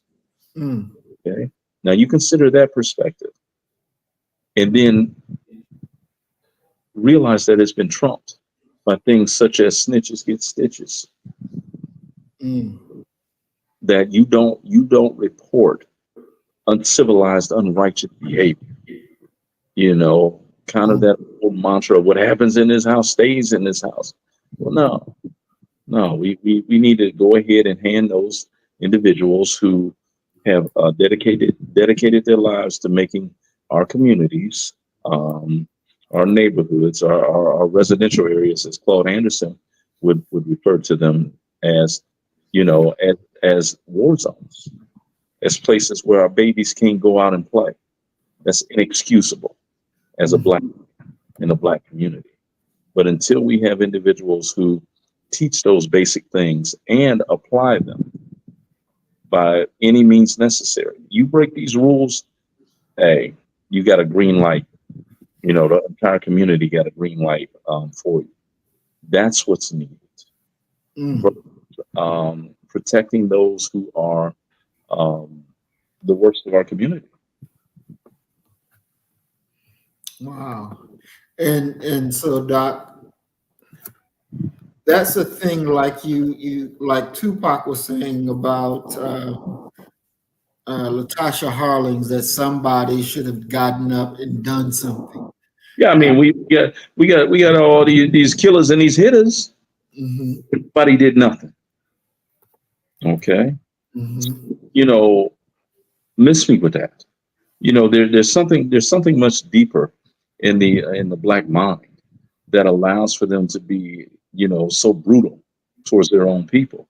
It reminds me of Muhammad Ali when he was talking about black veterans in Vietnam. He said, "Oh yeah, how you gonna be that violent over there in Vietnam, and you come over here and you know you singing 'We Shall Overcome' and committed nonviolent civil disobedience."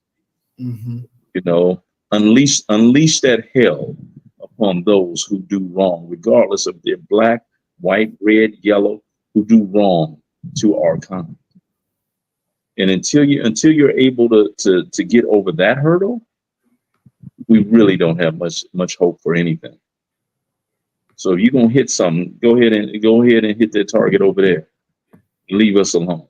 If you just feel you need to go and shoot up a block, go on over there to River Oak, shoot that up. But you won't do that because you know that's unacceptable over there to those people. Definitely. You remember the program, the TV show, The Rock, right? Rock? Yeah. Charles Dutton? Yeah. Charles Dutton, Ella Joyce, yeah.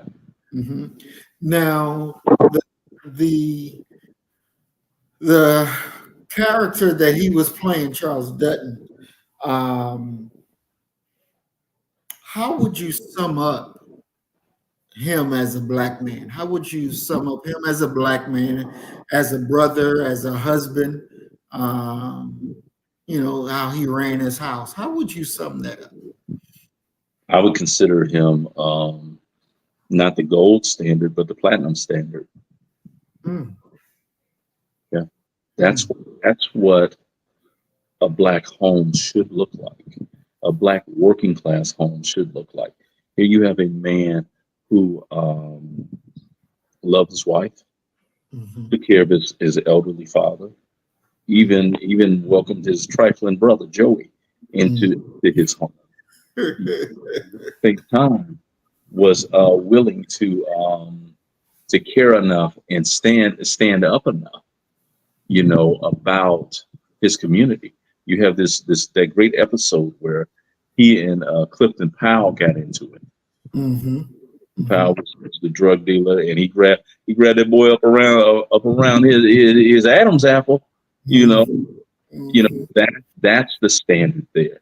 That's the image there. And see, the thing is that when you look at a Rock, when you look at a James Evans, when you look at even a Heathcliff Huxtable, they're different expressions of black masculinity and manhood and commitment to the larger goal.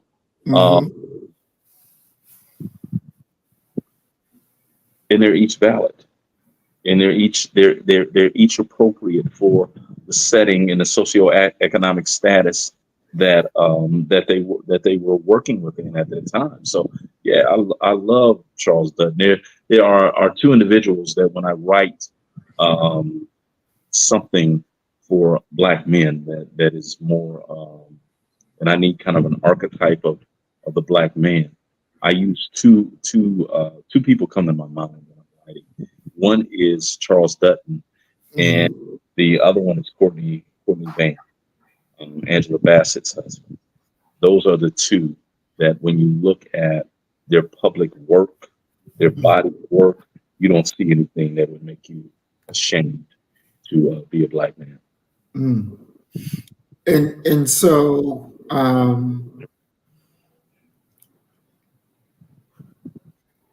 between Charles Dutton and Heathcliff Huxtable, Mm-hmm. um, because do you see that Huxtable would have challenged the drug boy the way that Dutton did? Do you see that?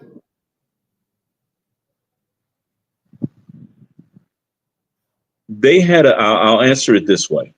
Okay. And this is sort of my whole thing with how why I said that for the setting and situation they were in, they were appropriate. They had a show, they had an episode on there where Heathcliff's had a friend, and his friend's daughter had become addicted to drugs. Mm. And he broke down. He was crying about how beautiful the their family was and how his had fallen apart. And Heathcliff went ahead and basically talked to him and all but arranged for him to have his daughter go into a drug rehab to try and save the family and what have you. That would be what I would see him doing.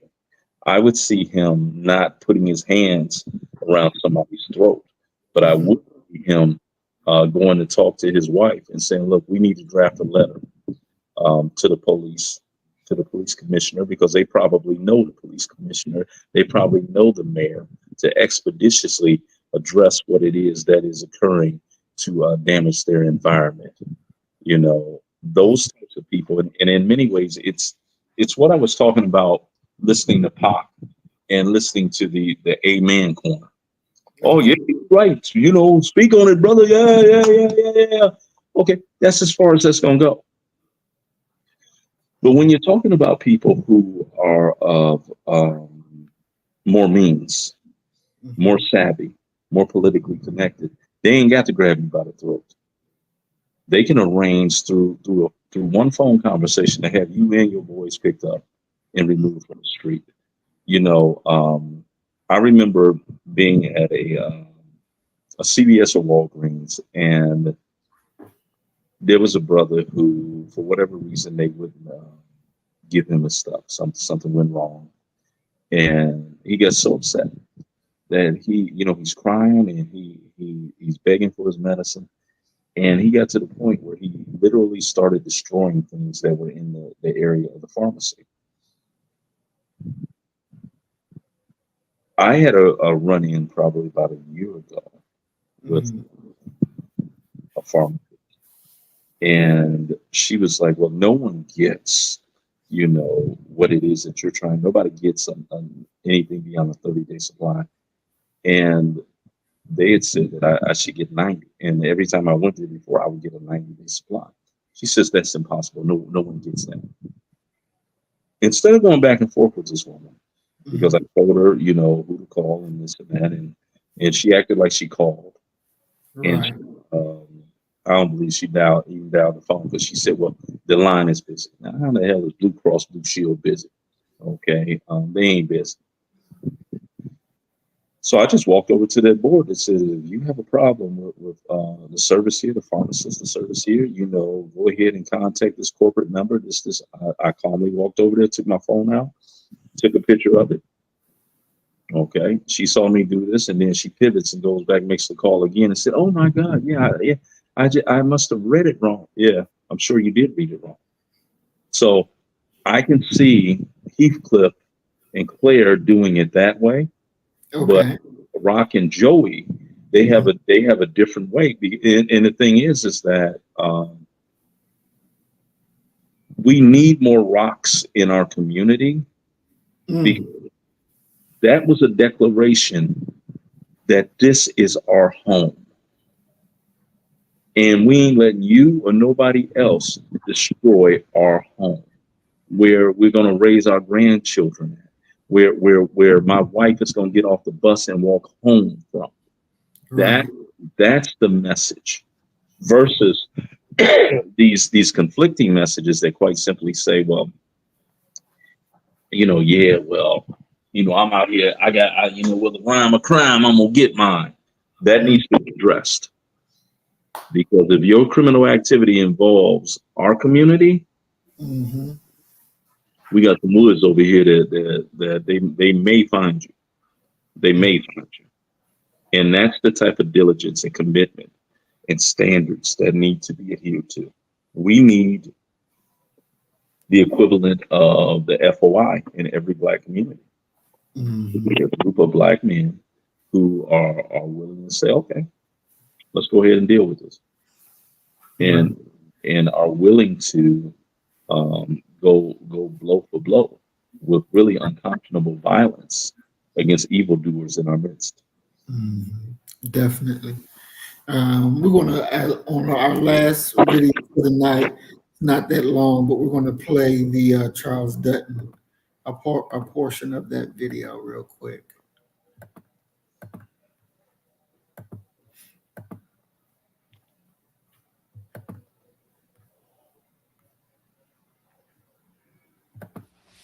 All right, G, I'm sorry, man. Look, let's cut through all the crap, all right? I'm gonna make things real easy for you, man. How much they paying you down at that little funky garbage dump? But you think you can buy me off? I'm trying, G.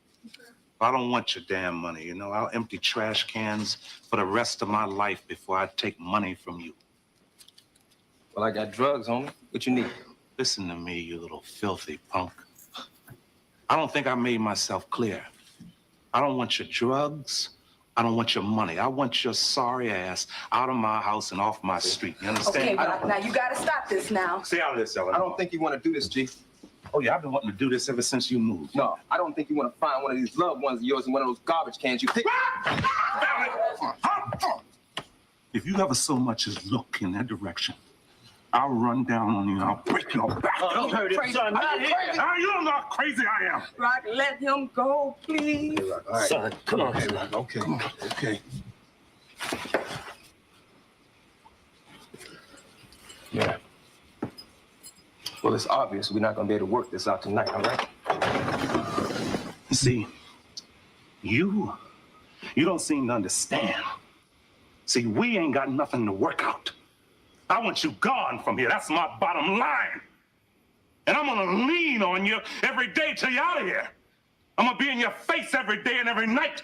When you close your eyes, all you're gonna see is me. No matter how long it takes, even if it kills me. Yeah. Well, it just might. Trash, man. Just might. Wow. Very, very moving video. And I didn't notice it before, but I just noticed it. He had a Malcolm X picture up there on the wall. Yeah. Yeah, that classic Malcolm poster. I think we all have had that poster at one time or another. Yeah. Mm-hmm. Definitely, definitely. He definitely demonstrated what kind of Black man we definitely must have. Mm-hmm. And just rewatching that, I could really feel the intensity of it. And that's a really good thing. What is the process, Doc? And we'll end on this question. But what is the process to getting Black men to that level to understand that they have to take action and be responsible for what happens on their block? I mean, you go ahead and you begin that from the first moment that they're able to comprehend and understand, to walk. You walk them around that neighborhood. You let the people of that neighborhood see that we got a new addition. They go ahead and they understand, that's so and so's son. That's and boom, boom, boom, boom, boom, boom, boom. You start from knee high, and you keep that process going so that they know no other way of being. That they're able to say quite simply, no, we don't do that over here. That ain't the kind of people that we are. and they develop a staunch defiance in regards to who they are. That's in many ways the epitome and personification of knowing who you are, knowing what you stand for. That begins early in the process. Because you how do you know what you know? You know what you know because someone taught that to you. And if someone is teaching you that this is who we are as a people, then that's the standard. And they adhere to that standard. You have to get to a point, and this is what we as we gotta get back to having communities. The idea of knowing each other. Just today, I ended up, I'm look here. I didn't really developed a cheap strain that is just incredible, man. I'm amazing myself with how cheap I've become. Okay, going out and buying an office chair. I got this old wooden chair. That, man, look here. You want to talk about punishment? Sit in that wooden. Instead of going to get another office chair, I went and bought a seat cushion to go on top of the wooden chair. Okay, it ain't really work. Okay, so I decided that they was gonna bless me by sending me an office. They ordered me an office chair and had it sent to my home. Right? Okay, didn't tell me. Okay, so when I get home today, I'll come up the stairs and I see this brown box, but it's not in front of my door. It's in a neighbor's door. So I come in and doing my day and what have you, and I get this knock on the door, and it's my neighbor. And the neighbor, because when I look back out, the box was gone, and I was like, "Oh, where that box belong to? It's gone now." And I get a text that's like, "Yo, did you get the office chair I sent you?" So I go out to get it. It's gone. Wow. So about an hour later, I get a knock at the door. It's my neighbor. And she says, "Listen, somebody sent you this." And I was afraid somebody was going to steal it. So I grabbed it and I took it into my spot until I thought you were at home. And here right now. And that's consideration for your neighbor. That's community. Exactly. You get what I'm saying? And from what I can tell, they're good people, good, hardworking people. I shudder to say this to you because I know this is a sore spot for you. They got a Cane Corso, okay, yeah, who don't really like men. He ran up on me and put his dirty paws all up on my new clean shirt, and then ran around me and started talking to some women. Okay, but it's that type of thing. That, I'm gonna look out for you, even if our association is not really all that formal, and it's what it is, and we need to come up with a means of producing something within these communities so that we can employ ourselves. We need to come up with a way that we can circulate our dollar within that community, get to know each other. One of the things that at my age now, I was astounded by, and it's actually coming a full circle for me. My mother went to school with all of my teachers. Okay. And now there's a young man who's a filmmaker up at Kent State University who's from my hometown. And he reaches out and he's like, "Oh, I heard that you could write it." And I noticed his last name. I'm like, "You wouldn't have to be so-and-so's son, would you?" He was like, "Yeah, that's my father." I said, "Man, I know your dad. Yo, I got you."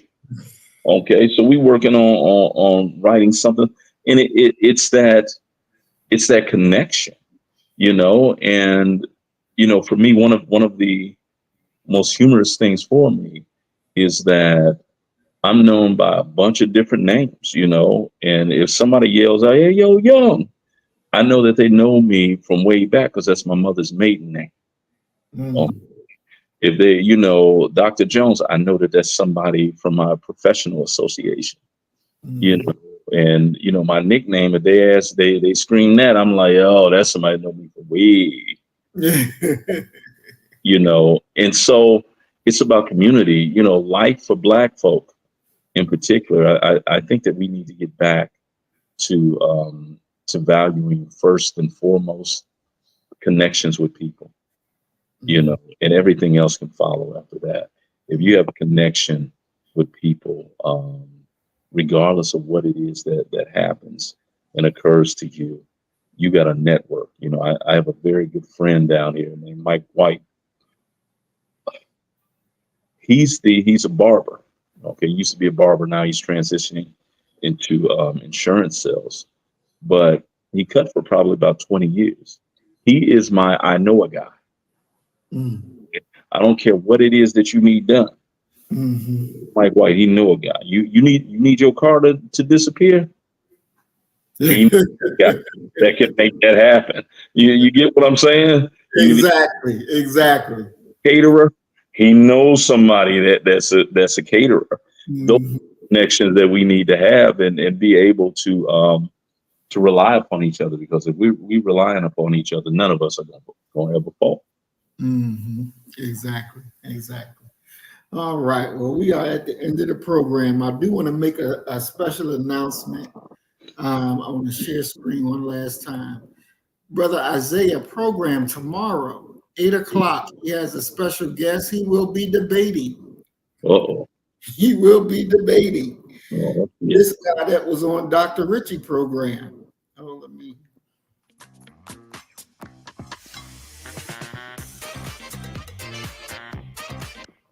So you think you know Wix. Do you really? First up, we've got shape video masks. You can use different shapes to create completely different vibes and aesthetics. Or you can create your own graphic.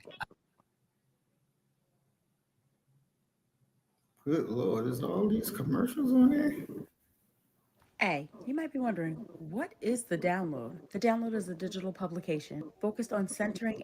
Race theory includes any group that's not part of the mainstream social order. Dr. Richie and this Asian dude was over here, and they were debating, CRT and all that. So, Brother Isaiah likes to challenge people. And so he challenged the Asian dude, and the Asian dude said, yeah, I'll show up. And they're going to be talking about affirmative action and CRT as well. We'll just play a little clip of it. Order of dominance or authority in that system. The application or the implementation of the remedy or supposed remedy by a particular agency does not speak to critical race theory. I think you're making critical race theory a villain here, when the truth is, in its purest form, critical race theory as a theoretical framework poses a question, and it encourages you to analyze or critically think. And it says, based on the systems that were created, even if you were to eliminate racism or individual racist people, you would still have unequal outcomes in the United States of America because of how the systems were created, and they were created rooted in bias. I think that's something that you and I can agree with. Consider Asian Americans a marginalized group? Say that again? Does critical race theory consider Asian Americans a marginalized group? It does, yes. Okay, so if you want to help a marginalized group like Asian Americans, right, you would want to at least not unfairly impinge upon their rights to admissions to colleges, right? But the issue is when you create a program that gives racial preferences to certain races like Blacks and Hispanics, you are impinging the rights of Asian Americans, another marginalized group. So let me ask you this. You're okay with the dynamic you're saying is not as inclusive as it should be to our Asian brothers and sisters. Is that your point? Well, that's one angle in which I can come from, yeah. Okay, but is that your angle? Is that the point you're making about some of these institutions and their application of diversity inclusion? Yes. Okay. So I think that's a fair point. I don't think many of these institutions or even agencies, especially. So, he will be on Isaiah's program tomorrow at 8 p.m. And I'm going to place the link to that program into the chat for everybody who wants to go and check it out. Will be very interesting debate. As we all know, Isaiah will not be as nice as Dr. Richie is. But I tell you one thing, though, I told Isaiah, bro, all that shit you be talking, don't get this Asian up there and he whoop your ass now. Don't you let that shit happen, because you'll never hear the end of it. This is the equivalent of some black boys going out to play a racist segregated basketball team. Under no circumstances do you lose. Exactly. If it ain't looking too good, brother Isaiah, let me give you the strategy. Okay, if you know it ain't looking too good, you can pull up. This is how you pull up.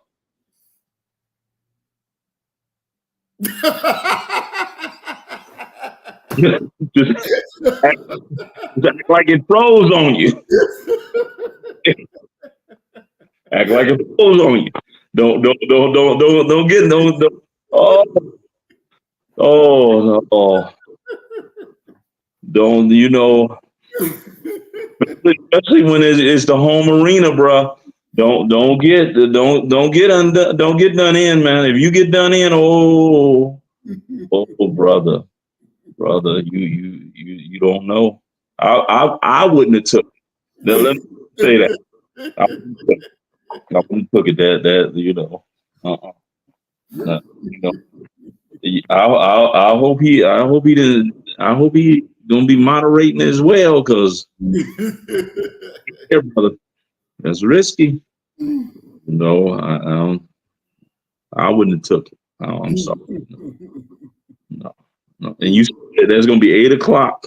8 o'clock at Eastern Standard Time. 8 o'clock Eastern. Okay. 7 o'clock Central. Mm-hmm. Okay. Yeah. Woo. I mean, there's no upside to it, brother. There's no, ain't nothing but downside to it. If you win, he was supposed to win, but if you lose, woo, I wouldn't have took that one. I'm sorry. No. But I put that brother in my thoughts. Because yeah. Well, can I use this as my closing moment, man? Yeah. I want to talk to my brother Mac 285.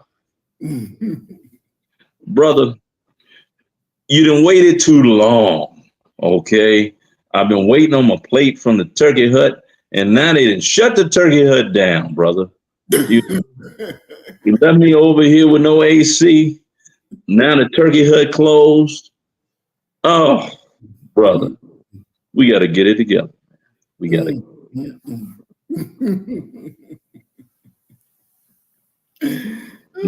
Definitely. All right. Great program. I want to thank everybody for joining us this evening, even though it is a little late now. But definitely a good program. Mac 285 say, "Come on, Doc." The only redemption for you, my brother, is if you make it over there, it's just oxtails. Over there in Sunnyside, you know where it's at. Excellent. And as we always say, guys, hey, we love y'all. We thank y'all for coming and sharing. We definitely ask you to check out Isaiah's program tomorrow night, 8 o'clock Eastern, 7 o'clock Central, and send some good vibrations to Brother Isaiah way, because if he lose, boy, it's not going to be pretty. I already told him we ain't gonna have that.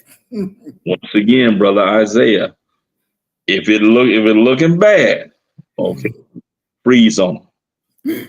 Just freeze. And don't say nothing, just preach. And have somebody that you trust slide to your right and move your mouse to the to the key button.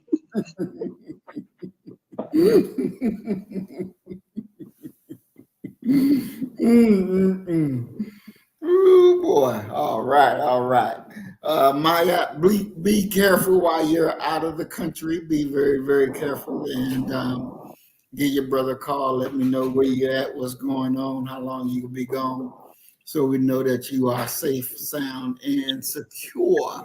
Brother Willie, thank you for always joining us, big bro. We definitely love you and glad you're here. And Mac 285, one of a kind. Thank you, brother. And Mr. Adolphe, I hope you had a good time with your wife tonight on y'all date night. I hope everything is squared away. So as we always say, you kill the nigga in you, I'm going to kill the nigga in me, and our God will reign supreme. We are Black first, today, tomorrow, and forever. Love you, family. Peace and blessings. Assalamu alaikum. Shalom. Peace. Peace. So you better get the message and get it straight. You're going to need some bridge work. It's simple as that. Because we're living in judgment. We're living in implementation.